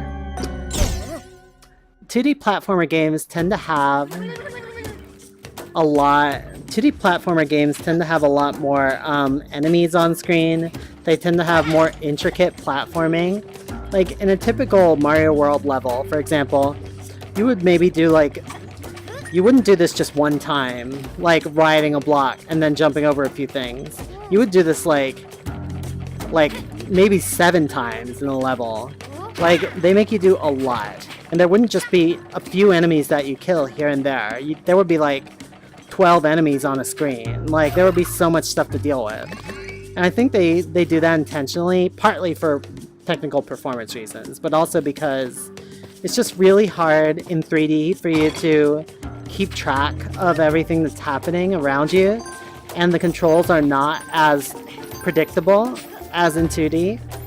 So you can't handle a lot of like really carefully tuned fast movements. And that's why I think like it's a lot more common for people to speedrun games like 2D platformer games like Mario Brothers and Mario World than it is for them to speedrun games like Mario 64, because like speedrunning Mario 64 is pretty much all about glitches and performing exactly the right glitch in exactly the right place in a pixel perfect kind of way. Whereas when you watch someone speedrunning Mario Brothers, on the other hand, like you can totally imagine yourself just doing the same thing if you just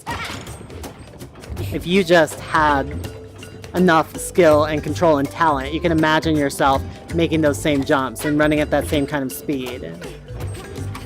Okay, I can do this.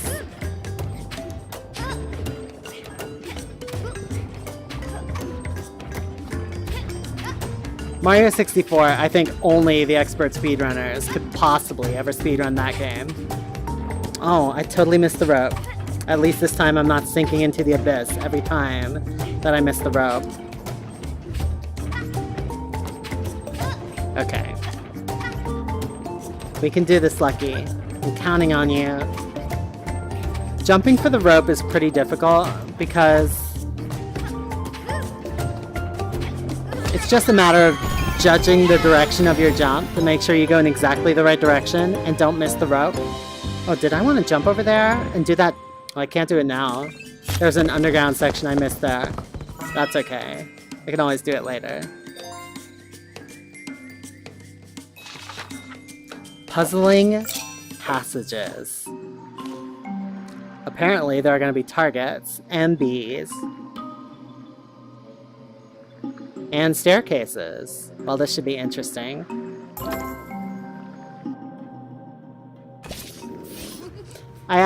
Oh, it's this one. I remember this one. I remember doing the time trial on this one. It was infuriating. Alright, let's go. If I recall correctly, I have to do something with that. Not with the tapestry. I have to throw a bomb through there, I think. Let's give this a try. First I'm gonna kill that guy. Because, you know, if you have a bomb, you might as well throw it at them. Okay. Let's carry this bomb. I'm not a big fan of the face throwing mechanic where you aim where you want to throw the bomb with your face.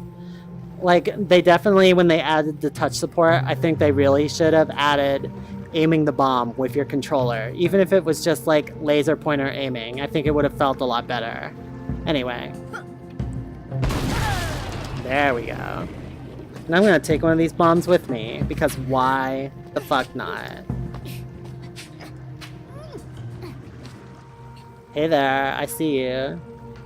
Can I kill this thing? Oh, a bee. I want to kill that bee. Oh yeah, that's what you get for being a bee.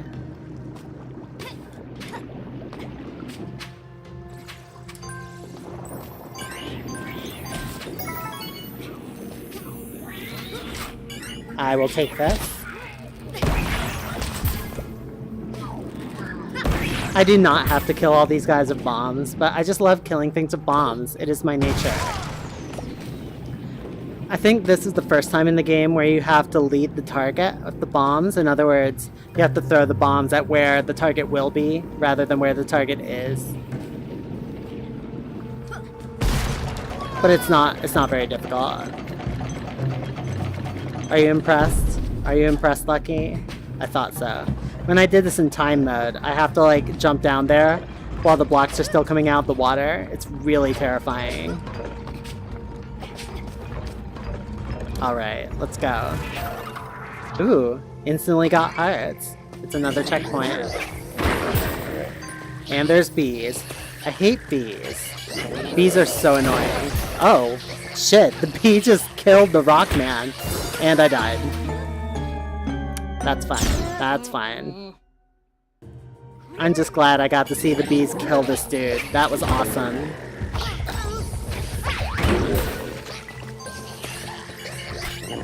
Let's see if I can replicate that. Can I replicate that? Ow. Maybe not. I did it. I love pitting enemies against each other. Even if it's really difficult, I just think it's so cool. Alright. There we go.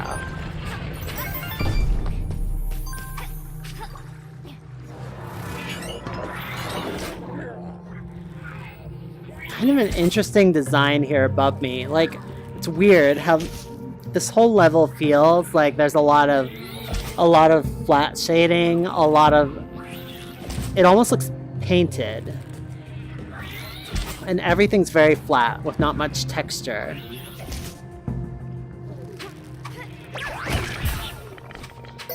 They really put a lot of work into making the design aesthetic and the Whoa.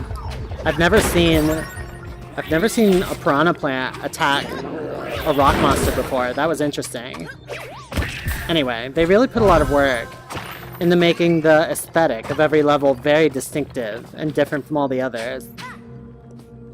And it keeps the game fresh and interesting.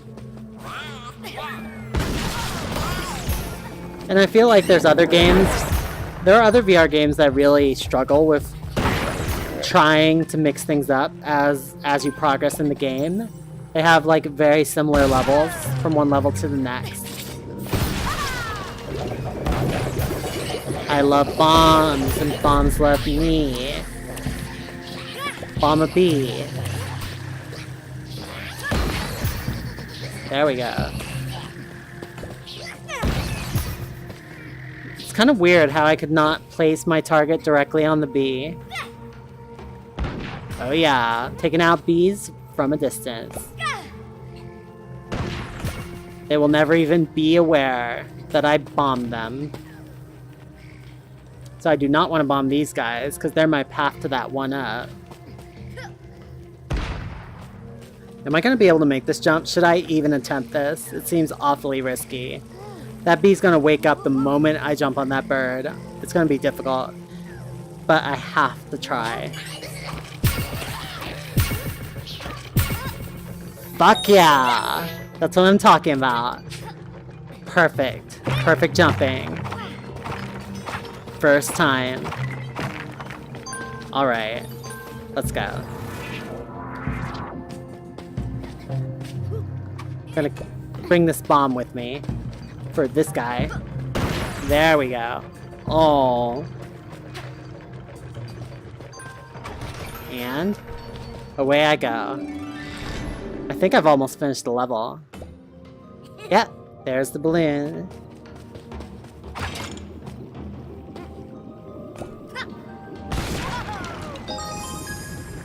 What did... Oh, I'm activating the platforms. Okay, so I better make sure I don't miss any of these.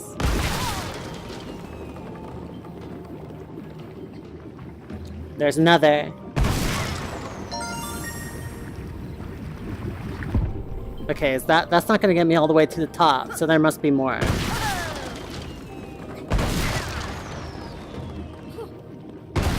Oh yeah, that's what I'm talking about. I am the pro of bombs in this game.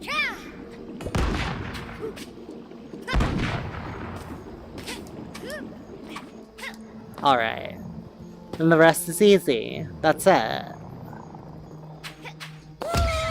5,000.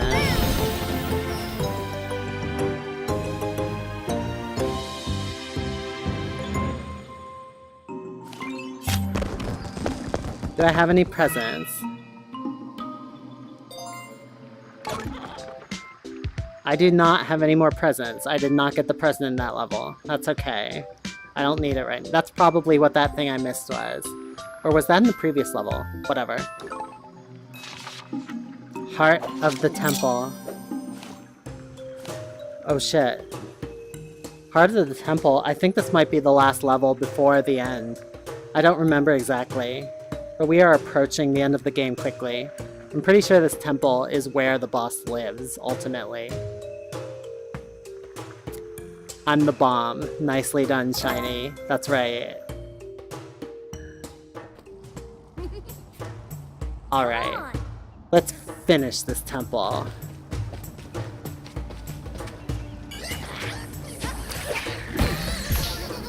Guess who's got more bombs? That would be me. Gonna take out every one of them. Anybody else I can kill? No, I don't think so. It's fine.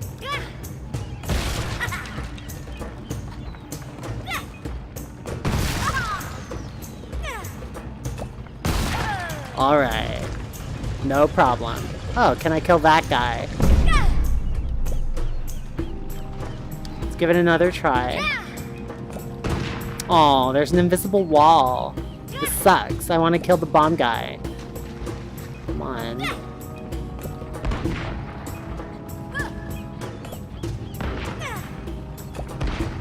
Fine. Can I kill the rock guy at least? Nope. I cannot kill anybody.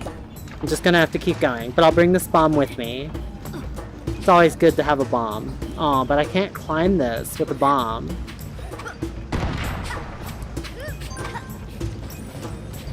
Alright, let's keep going. You got this, Lucky.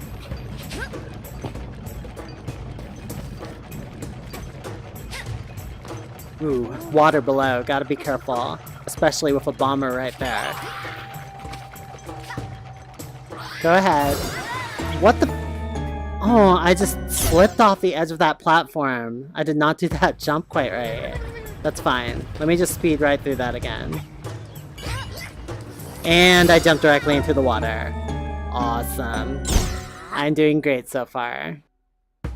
It's okay. I'm gonna destroy this level as soon as I stop sucking. Give me 1 minute.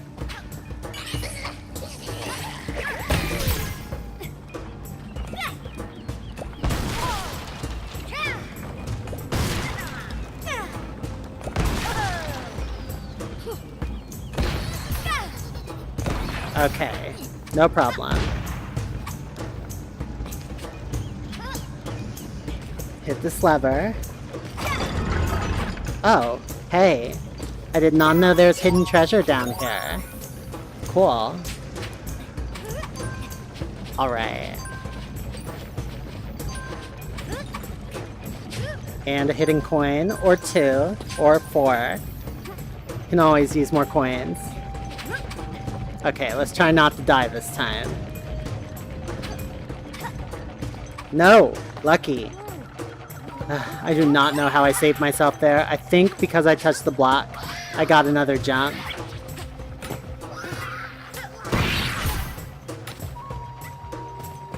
I feel like I should have waited for him to drop his second bomb, and then I would have been able to use that bomb to kill the next guy. But this is fine too. Maybe I can just wake it up? That's it. Throw me a bomb. Give me a bomb. I need it. There we go. And that's for you. This one's for you. Thank you.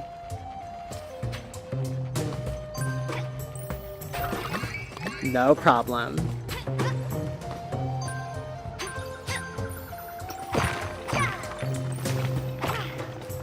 Alright. Oh, these are gonna be some tricky jumps. Gotta time it just right, just as that block is coming to the middle. No! Lucky, why? Well, I just hit a checkpoint. They always give you the really difficult bits right after a checkpoint because they're merciful like that.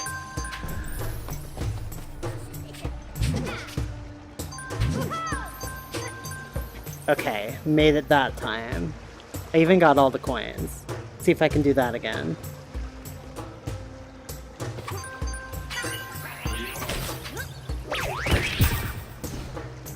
Okay.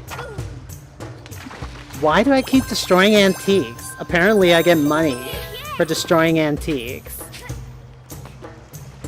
Okay, I have to make it across here on the backs of the birds. There we go. I'm pretty sure as soon as you touch any surface, including an enemy, you get your full double jump back.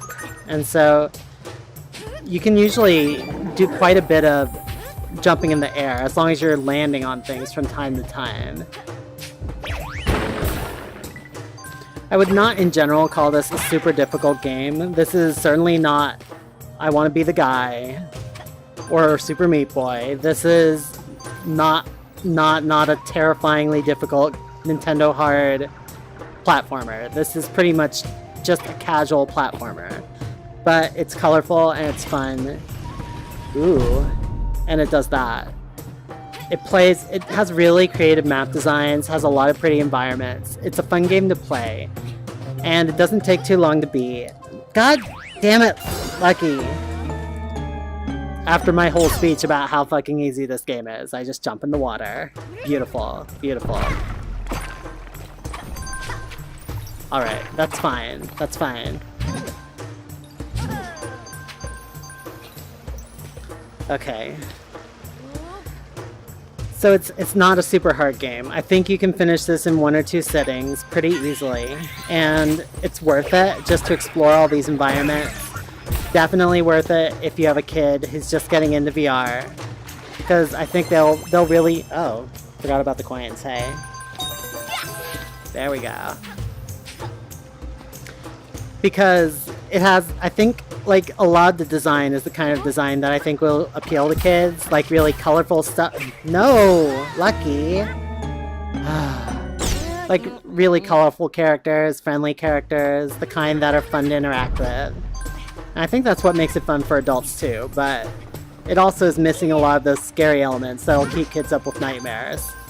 Or, you know, adults who don't want to be kept up with nightmares as well.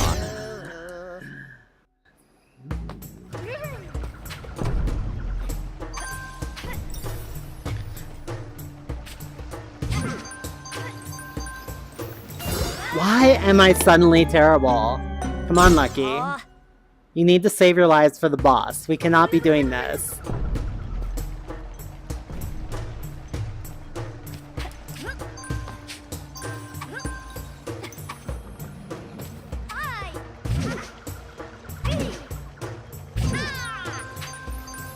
Okay. So far, so good.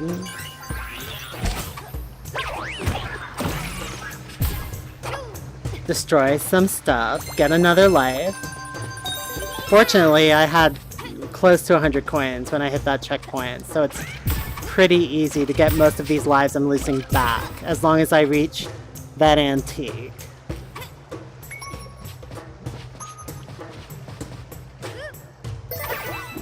No! That's fine, that's fine. I already got my life back. I just have to reach the antique again.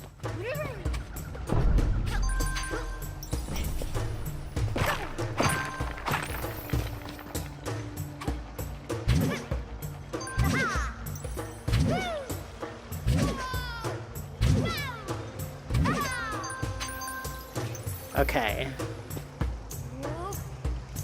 Do not fall off the block, Lucky.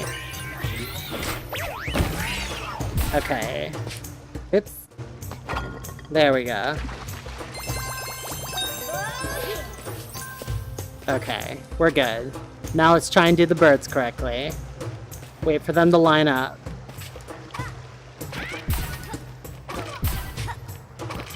There we go. Okay, now let's try and do the climbing part correctly this time. It's kind of hard to do these lateral jumps from one climbing board to another. I might just say screw it. But I really want that big coin. Okay, and I really want these other 3 coins.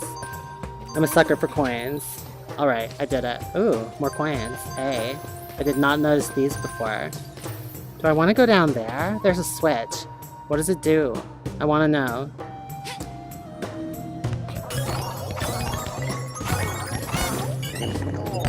Oh god, there's a rock monster inside.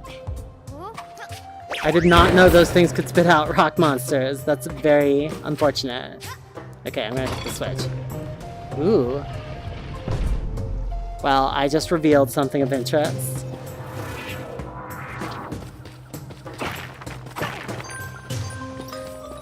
I think when I flip that switch, it like takes a board that before didn't have coins and it adds coins to it. I'm not totally clear what it does, but it seems like it helped me, so I'm glad I pushed it.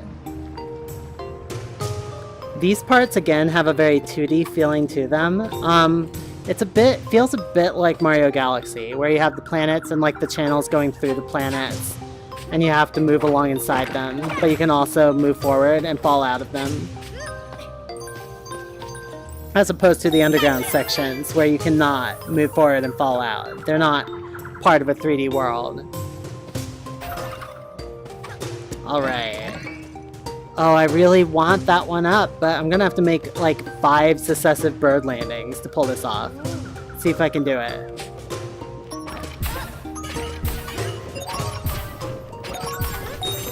Yeah, that's what I'm talking about. Perfect. Absolutely perfect. Just like perfection needs no correction.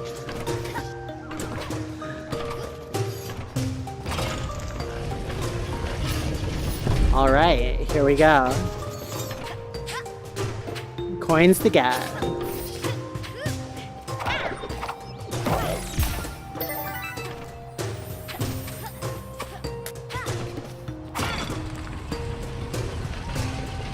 That's a lot of spikes. I am concerned. And there's even spikes up here. Can I even get up here? I guess that's just so you don't try and jump out and jump along the top and walk over the whole puzzle. Oh, I missed a big coin. Shall I go back for it? You know I'm gonna go back for it. I love coins. Oh, but it's so risky. I don't know. I don't know. I don't know. Should I do it? Or is it too risky? Of course I'm gonna do it. I'm not afraid. Okay, I should have been afraid. Too many chances. I need to be more risk-averse. It's okay, I can do the bird jump again. I did it once. No problem.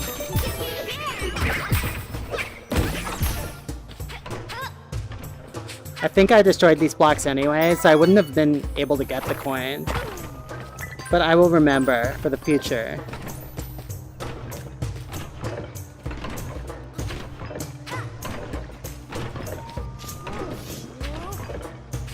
There we go.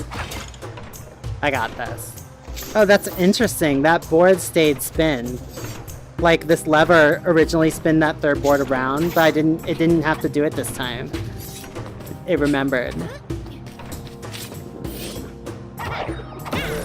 Alright. They probably did that to work around some kind of save game glitch or something. I don't know. That one remembered too. Alright, let's go. So I'm pretty sure all these coins, I would not have got them if I didn't hit that lever all the way back there. I think that was important. So I am very happy that I took that detour. Alright, here comes the fun part. Spikes everywhere. I'm pretty sure if I even walk under here while the spikes are facing down, I'm gonna get stabbed in my little foxy head, and that is not good. That was tricky. Okay, I'm good, I'm good. I had to use my double jump there to suspend myself long enough to not land on the spikes. Making progress. Okay, let's do this. One thing I love about this game is, like, there's a general pattern in games where later levels are just not as cool or well tested as earlier levels because they focus so much resources on making sure the beginning of the experience is good to help draw people into the game. But not everybody finishes the game. A lot of players just play like half of it. But this game actually puts a lot of thought and a lot of creative energy into the later levels. Like, you can tell they put a lot of playtesting and polish into this level. That's like the second to last level. And I am very happy that they did. Because it makes it worth it to really play all the way to the end. They are killing themselves over there, just jumping right in the lava. Well, thank you for saving me the trouble. Can I knock this over? Nope. Come on. Oh, not... Oh, I did it! Get in there! Oh yeah. Ooh. I did not know I would get coins for doing that. I just wanted to knock it over.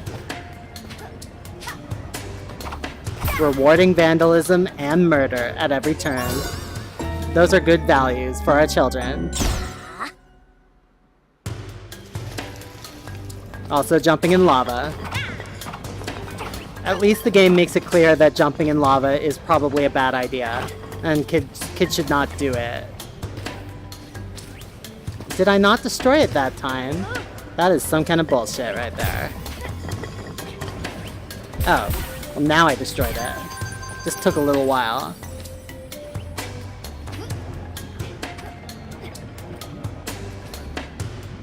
Okay, I can do this.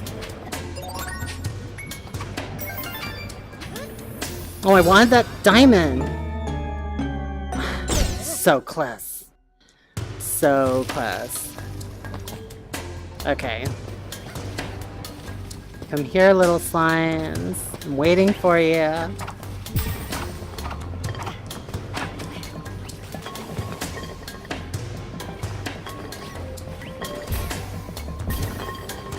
That vase is just glitching out in that pit of lava. I think it's because it's so big and the pit of lava is not actually that deep. I think it's only like as tall as Lucky is.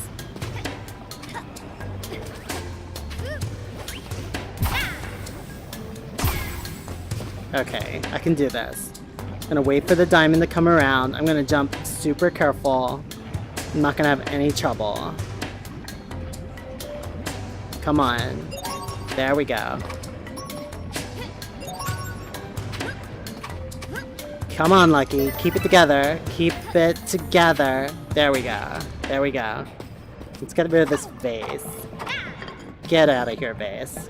Get out of here. Come on. In the lava. Oh, this is weird. It's like a bridge now. I can actually walk on it. I was not expecting that.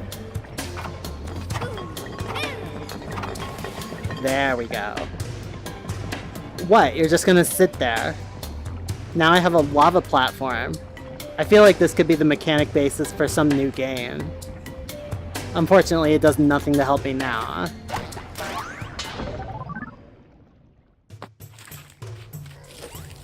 I'm outside again. I really feel when I go from the underground sections back into the overworld, seeing the sky again makes me feel like that sense of claustrophobia is gone.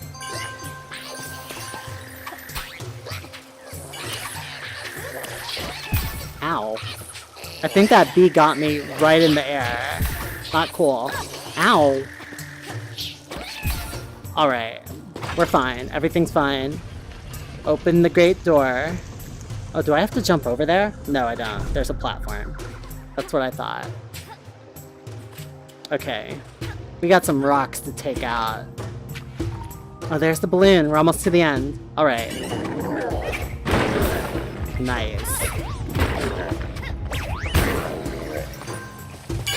So, oh god, there's so many. There's so many. Throw me a bomb. Give me a hand. Ow. That bomb just exploded in my face. Not cool. Not cool.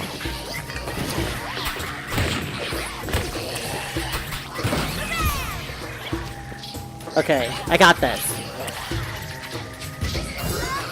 And I'm dead. That was a lot more stressful than I anticipated. Those bees just came out of nowhere. Nowhere.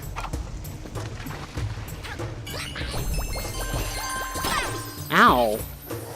Leave me alone, bee. Why don't you just let me be? Alright. All good. I already hit that lever, so it remembers.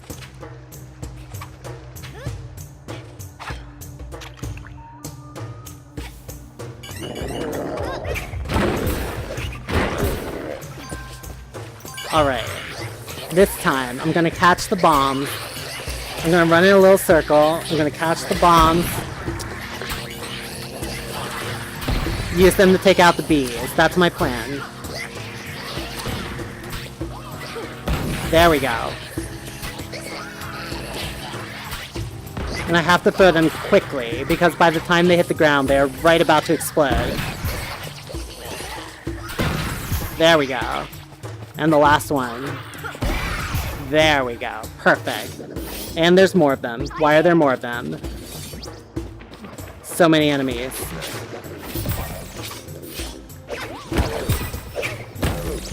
One of them just literally ran into the water and died, so that saved me some trouble. Alright, there we go. I kind of like the parts where you have to stop and fight a bunch of enemies all at once, because they're pretty challenging, and you definitely feel some sense of accomplishment after you defeat all those enemies in a row, and you open the way forward. Oh god. Oh god. I love this design because it's kind of like a little bit of a 2D platformer section, but you can look up and see everything that's coming as you go. And it makes it all the more intimidating just to see all these obstacles laid out before you, right in front of you.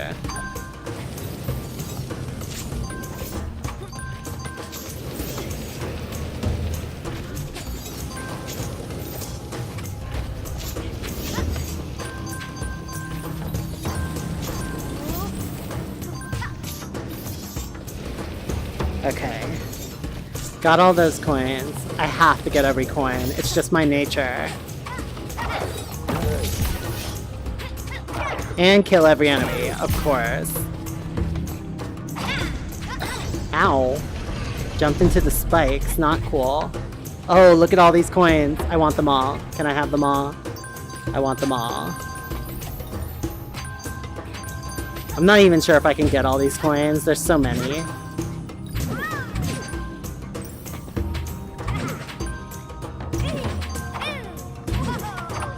Oops. So I don't think I have to land on this middle platform. It's just for convenience. But I prefer to. Oh yeah. Get that paper. Little fox. I guess it's not paper if it's coins. Whatever. I needed that heart too. There we go. Ready for the next part.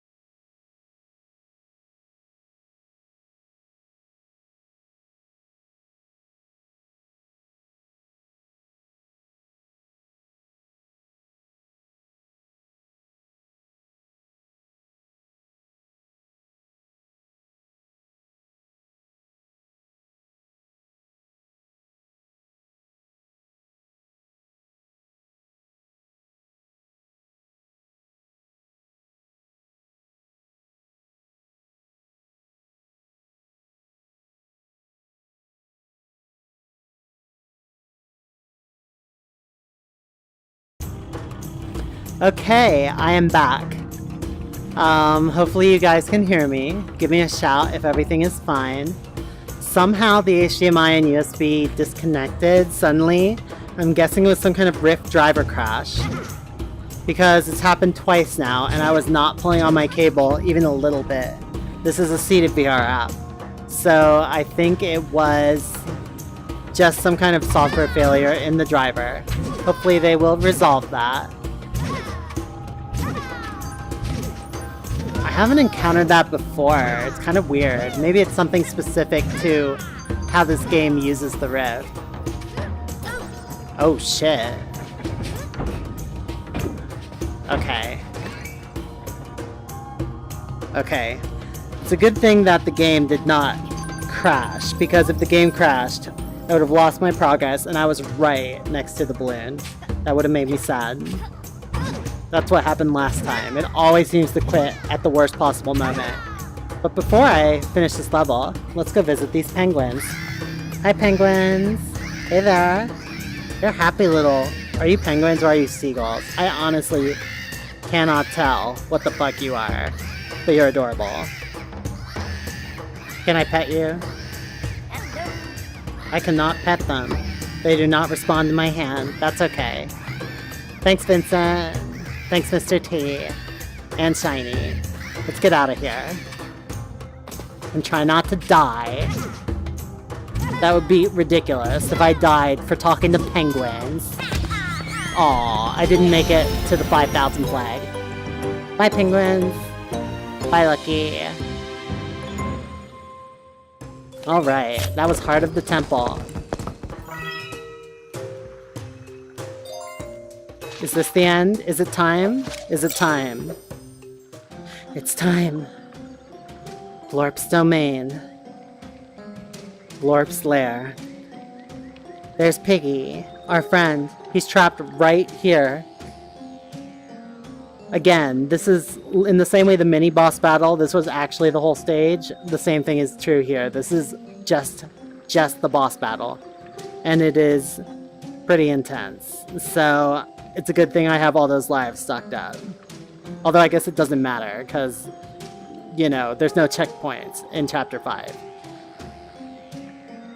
Alright, let's do it. Let's save Piggy.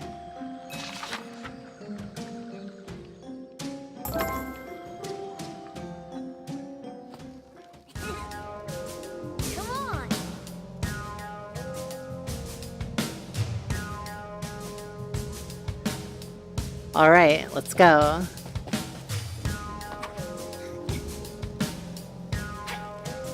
There. As we emerge from this cave, there is Glorp's domain and all of Glorp's treasure. In the heart of the temple. And there's Piggy.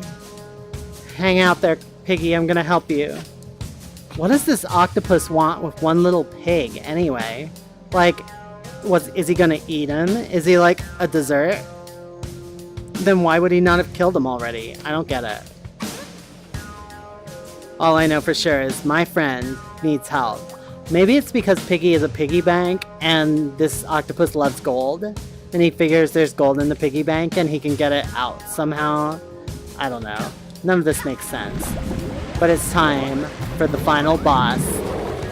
Behold! Oh shit. Oh shit. This thing is so huge.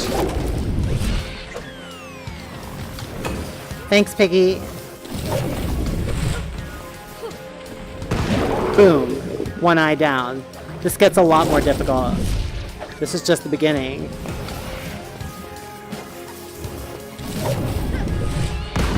At some point, it's kind of interesting if you look at like the history of gaming. There was a point at which villains were pretty much the same size as the hero. For example, if you look at the original Super Mario Bros., King Koopa is barely larger than Mario. He's not that big. You can jump right over him, no problem. Likewise, if you play the original oh god, Lucky, no! Lucky just died right in front of his best friend. That's so sad. I like how when you die drowning, you have this water on you. Hi, Lucky. You are awfully calm about this. Why are you so smiling and happy? You can see your friend right over there in a cage, okay? This is serious. Anyway, and you can see him like shake the water off. It's a nice little effect, just to remind you, give you a sense of continuity, remind you what just happened. Anyway, like I was saying, like in the original Metroid, Mother Brain, Ridley, and Craig, they were all quite small. They were about the same size as you, maybe a little bit larger. But then, as time went on the Super NES, they just started making bosses. No! Lucky, no! Oh god, what have I done? Every time he falls, I panic and hit start. That's part of what makes this boss battle so difficult. That's why I need all these lives. Okay, I can do this. If I get a game over, it's no big deal, because it's not going to set me back, but I would prefer to avoid it. I can handle you, Glorp. Glorp looks enormous, by the way, like, Lucky looks like he's 6 inches tall. Glorp looks like he's like at least 4 feet across. He is enormous. Super, super tall. Like, he looks like 7 feet tall and 4 feet across. He is big. And his tentacles look like 6 feet long. They are big, big. This guy absolutely dwarfs Lucky. Help me out, Piggy. I'm sure glad my friend can summon bombs for some reason. Alright, there we go. Get under there. Alright, things become more challenging at this point. Not only do I have to contend with him knocking down the platforms, but I have to contend with him moving his tentacle along like that, trying to hit me. This is just gonna get more and more difficult very quickly. Fortunately, they all make a distinctive sound, and the spatial audio is very good. And that helps a lot. It makes it a lot easier.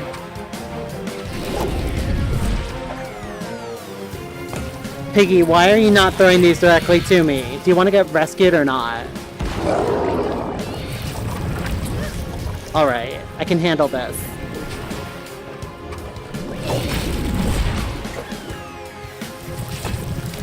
Oh no, no, no, no. Do not jump on that tentacle. Oh shit, I missed. I missed. I missed. Okay, I can do this. I can do this. Come on, Piggy. Help me out.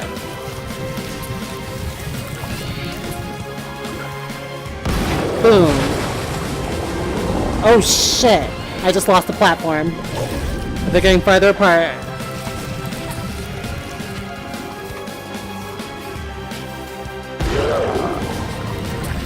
And they're constantly moving. This is not good. None of this is good. I'm not a fan. Okay, come on, come on. Hang in there. And his eyes got even farther apart, which adds— No, Lucky, no. No. Fuck. Okay, I can do this. I can do this. I was close. I'm pretty sure that was his final form. I'm taking you out, Glorp. You will reign over the temple no longer.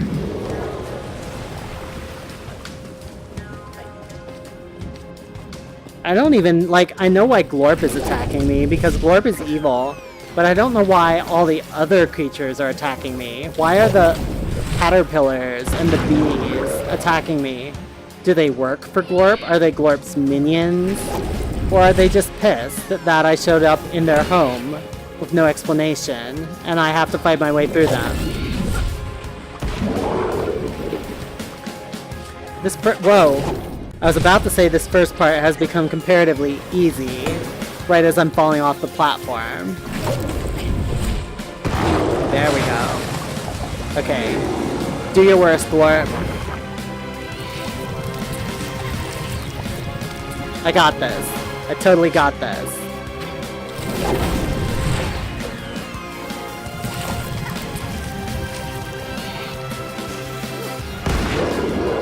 Okay, help me out, Piggy. I really need your help right now. Try to throw the bomb close to me, please. Come on. Good enough. I'll settle for that.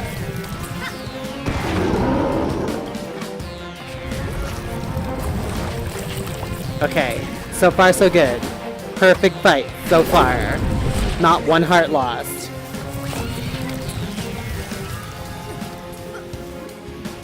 And I totally missed. Not so perfect. That's okay. Still have full hearts. I can do this. Oh. I love how this entire fight takes place in your near field vision. So you can really see every detail of the things you're interacting with, and they all look like they are less than 2 feet away from your face, which gives just an incredible stereoscopic sense. You can really sense the scale of everything really accurately, the distance really accurately, which really makes the platforming a lot easier to deal with. Like, this is a really well-designed fight. It really is.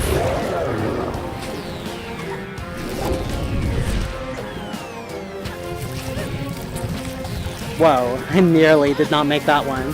His tentacle also moves faster in this final form. Did I do it? Woo! Piggy! We did it. We did it. Piggy's excited too. My friend. Glorp's plans were squished, so he slunk back to the deep. You're here, Piggy! Piggy leapt to his friend, and they collapsed in a heap. Aww. I missed you! Aww. As they dusted themselves off and got ready to leave, Lucky spied a memento he just had to retrieve. A film? A film reel. What is this? On the journey back home, they took a well-deserved break and kicked up their heels on the banks of a lake. Aww. And so our adventure ends after our time on the trail. We hope you've enjoyed the game. Thanks for playing Lucky's Tale. So this has been Lucky's Tale.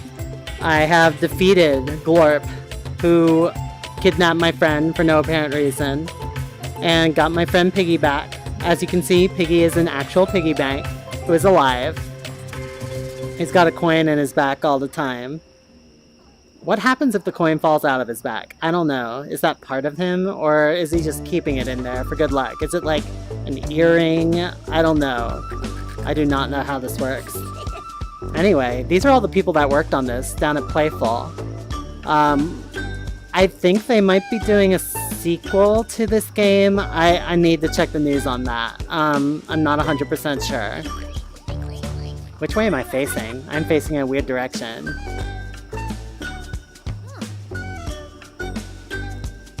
So yeah, this is... Let me recenter. There we go. So this is the little end credit sequence. They just hang out down by the lake with all of their friends.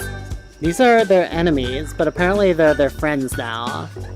So I guess they were just all being oppressed by Glorp and being forced to do his bidding.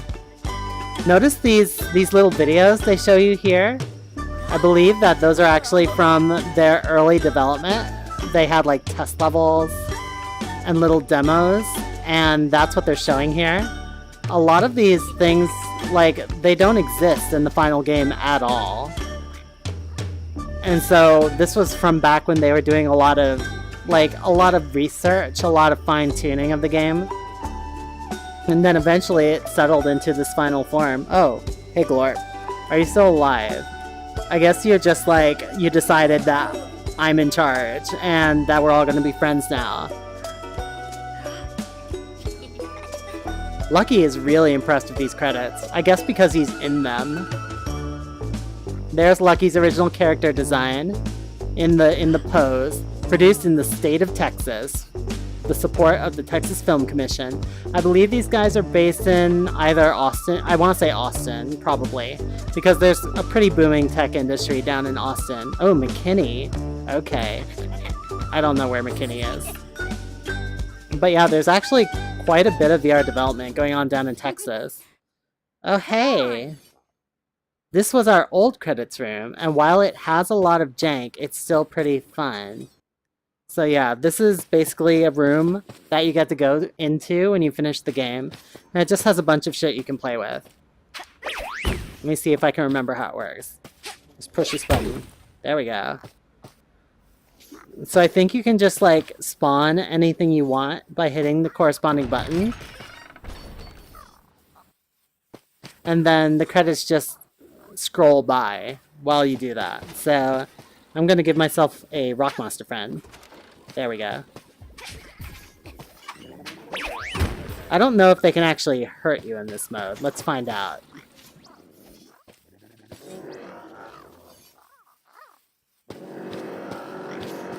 Apparently not. I think it's just for fun.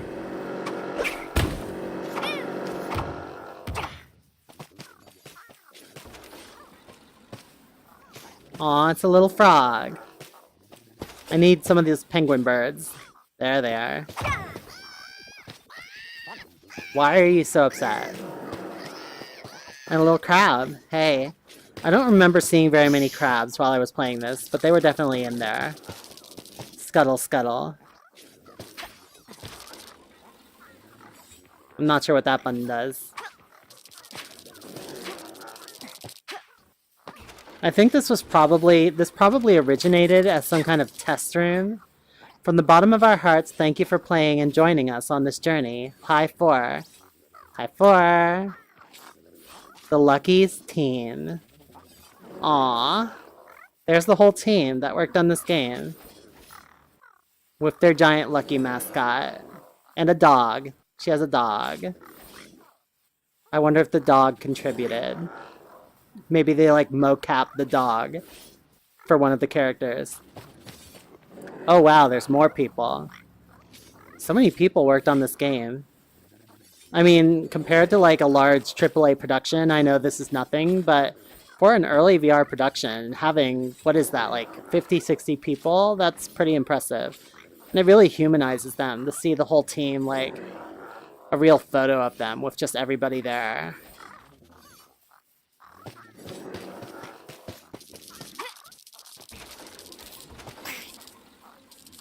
Oh, it lights up the lights. I get it. Activate everything. I need fish. Fish.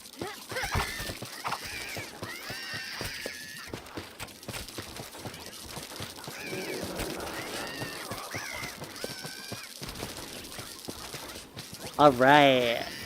The whole team's here. Woo. It's chaos. Chaos is reigning supreme. Everything is super miniature in this room. This is like the underground places. Whoa, I am exploding some people. There we go. I better blow everybody up before I go.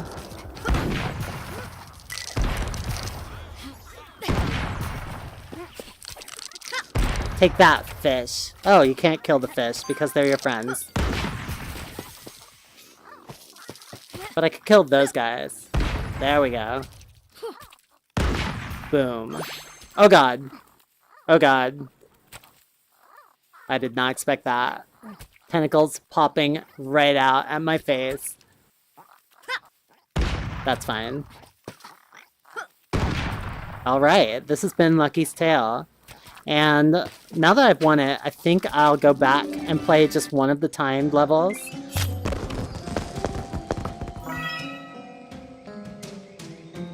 So this is the end of the book. You can't turn beyond this. But you can go back and play any of the full levels that you already played in time trial mode or Find Red Coins mode. I don't think Find Red Coins mode is as compelling as time trial mode. But I do actually like time trial mode. So I am going to try the first one that I did not do, which is this one. Let's go. Twilight Towers. Alright, let's go. Come on, you chicken. I like how they have the chicken showing you where to go. That's a really nice touch. It really helps direct your motion, although you don't always follow the exact same route that the chicken follows. Like, obviously there. I could not have done that. The chicken always goes the most direct path, but it draws your eye to where the next crystal is, which is important. Okay, to get a good time score on this one, I really need to not fuck that up. I really need to use the birds. But it's okay, I'll use the platform for now. I should be able to get a bronze score still with just the platform.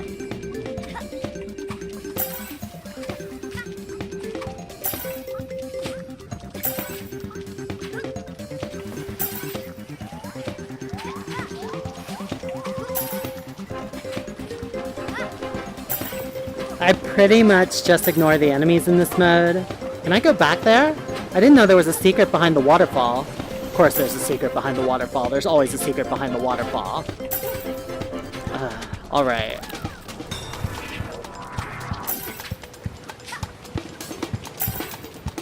By the way, you have to go in order. You can see that the diamonds I have not gotten yet are yellow, and only the next one is green. Oh shit, Lucky, no! No! Lucky, why? It's okay, we can do this. I can try and get the bird jump right this time. So it's another opportunity, really.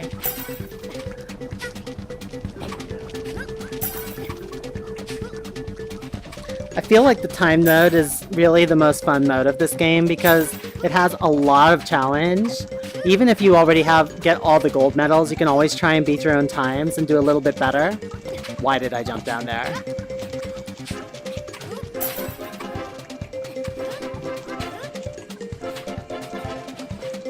I did that very poorly. Alright, I'm just using the platform now. If you don't get the bird jump quickly, it's faster to just use the platform. I can imagine someone doing a speedrun of these levels where they try and do the timed run as fast as possible. That would be interesting. They could probably use some interesting exploits to carry that out. By the way, if you ever hear like engine noise or anything during my cast, I have the window open to keep my room cool because my GPU heats it up pretty quickly. And I also have, I live right next to a major roadway. Not like a highway, but like a four-lane road. Alright, let's go. I guess in Europe you call it a motorway. Alright, here we go. No! Gotta get up there! Ugh, I'm losing so much time! Oh my god! Ow! Okay, let's do this. Okay, so once again, waiting for this platform to carry you up is excruciatingly slow. I don't know if there's a faster way to get up there. There might be if I use some kind of glitch or something. Obviously, once I get to this point, I can just jump up. If I don't completely fail at that. Alright. I hope I still get a bronze time, because I'm doing so badly. I'm missing a lot of jumps.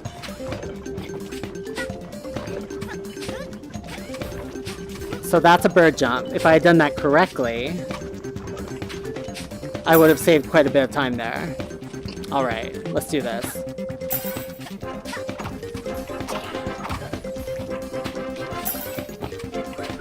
There we go. How'd I do? Did I get bronze?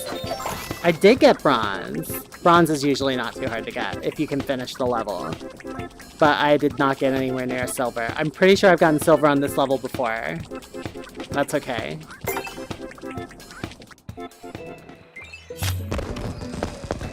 So I mean, Lucky's Tale is... It's a surprisingly, like, it's a relatively short game, but... And it's, like they say, it's very derivative of existing games, like Mario games, but at the same time, it's got a fun story, it's got nice environments, it's well designed for VR. I think it's one of the most comfortable games on the platform, certainly the most comfortable platformer, and one of the most, I want to say it's the most well-developed platformer. I'm not sure if I played any other platformers on the Rift, so there might be one I'm missing. But it's a good game. It is, and it really stands the test of time. And for those not aware of the history, when the Rift first came out, this was one of their most anticipated titles, and they actually ended up giving this game away for free to everybody who got a Rift. And that was presumably part of some deal that they struck with Playful. And it was one of the only I think it was the only game that you got for free when you bought the system. So they had so much confidence in this game as a launch title. What am I missing? Oh, I went completely the wrong direction. Okay, that's fine. That's fine.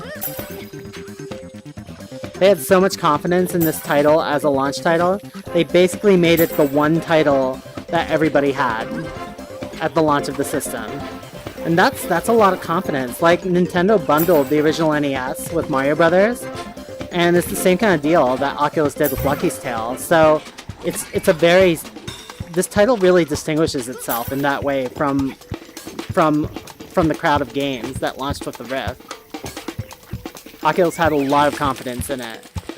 I'm not sure if it's really like the killer, if it's the killer app, if it's really as important for VR as Mario Brothers was for the NES. I wouldn't go so far as to say that. I think Chronos was just as good a game. Oh, I totally missed that crystal down there.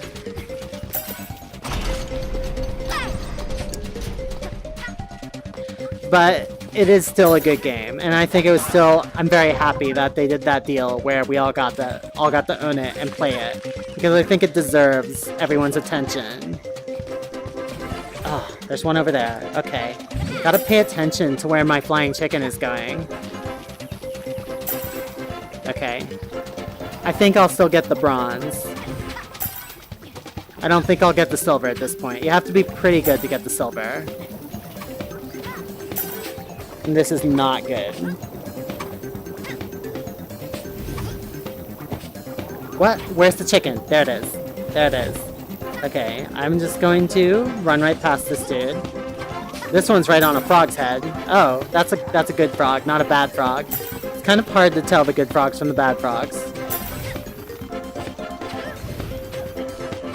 I think, ideally, if you do this properly... No! Lucky! Come on, you were right there. Fuck. That's fine. I'll do it a little better this time. That's one of the things that kind of annoys me about this game, is it's kind of difficult to tell which creatures are enemies and which creatures are good, because some of them look really similar. There's no way to tell when you initially see them, and there's also, like the evil frogs look almost exactly like the good frogs, as far as I can tell. And likewise, it's like the butterflies are good, but the caterpillars are bad. Why? I don't know. I don't know. Nobody knows. That's just the way it is in the world of Lucky's Tale. Alright. Doing fine. Gonna go the right way this time. This will save me a ton of time.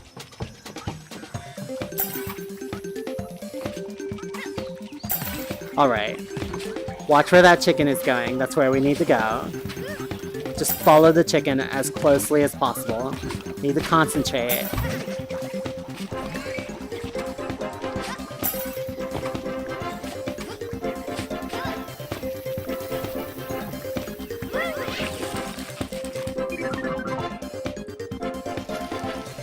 Okay. This time I gotta remember the one on bottom. Don't let me forget.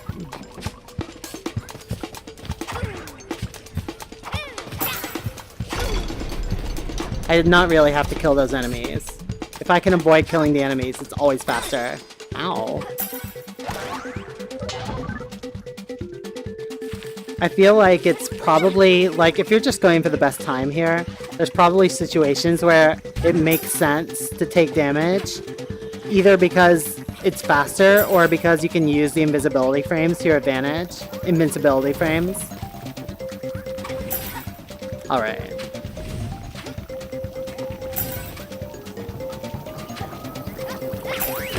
Alright, so far so good. I feel like there's a way I could shortcut this part and somehow jump right across to this log. I'm not attempting that right now. I am in danger. Okay. I got this. This one I can do. No problem. Okay. Okay, I'm gonna do this right this time, even if I have to wait. I don't care. No! Watermelon, why? I'm always defeated by watermelon. I don't understand. I just have to be more careful around these spiny things. They'll tend to explode and hurt me at very inopportune moments if I'm not careful. There we go. I'm doing really well this time. I'm doing like near optimal jumps. That was not optimal. Okay. You're doing it, Lucky. I believe in you. Watch out for watermelon, and you should be fine.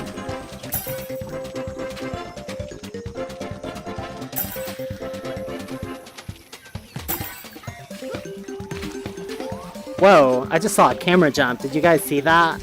That almost never happens in this game. I think you only get a camera jump if the camera gets really stuck and doesn't know what to do. Whoa. That can happen in time mode, because you're moving around so quickly. Sometimes the camera can get stuck and really confused, because the camera tries to move slowly, but if it can't keep up, it has to jump. And that's only supposed to happen in really exceptional situations. There we go. Avoided the enemies mostly this time. That's good. Whoop. That's good news. Ow. That's not good news. Okay. Okay, we're doing fine. Our time is fine. We just have to not get hurt and get past that final log part without any trouble, and we should be able to carry this off. Let's go. Come on, Lucky, you can do it. I believe in you. I think you can actually get the diamonds out of order. There's like a big penalty for skipping a diamond. In some situations, it might actually be so not worth it to get a diamond that you actually benefit from skipping one because the time penalty is worth it. But I have not micro-optimized it to that point. I always try and get all the diamonds. Okay. Whoa. Okay, I can do this. And jump. And jump. There we go. Okay, I'm pretty sure that was a bronze medal, but it was pretty good. Yeah. I was close though. I was only like 25 seconds over silver and well under bronze. So I was pretty happy with that time. Alright. Shall I do one more time? Am I going to do all the time trials? That's what I'm asking myself. How many more are left? There are 1, 2, 3, 4 time trials left. You know what? I might save those for another part if I feel like it. But for now, this has been... Let me go over to the last page so I can finish.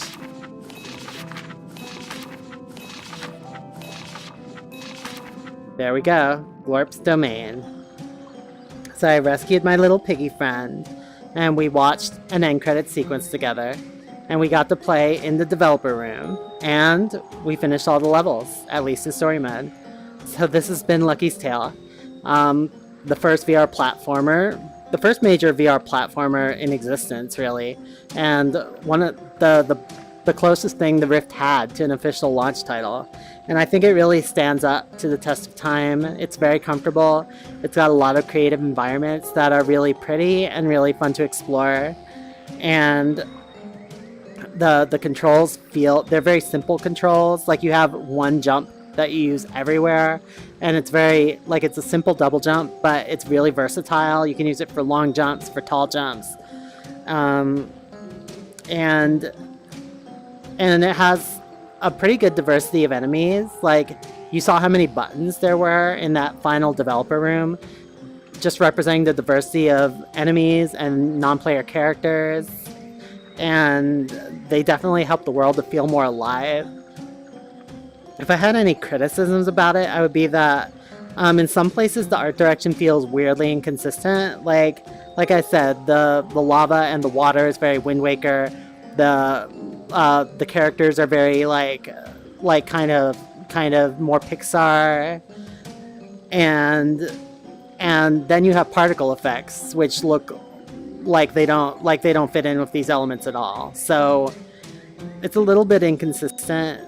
Like, Wind Waker was very, very consistent with its look throughout, and this is not quite at that level of polish, but nevertheless, like, it's still really pretty environments and really creative. Every stage has its own theme, which keeps things fresh throughout the game. And the final boss battle was really close to your face, which made it a lot easier while also keeping it challenging.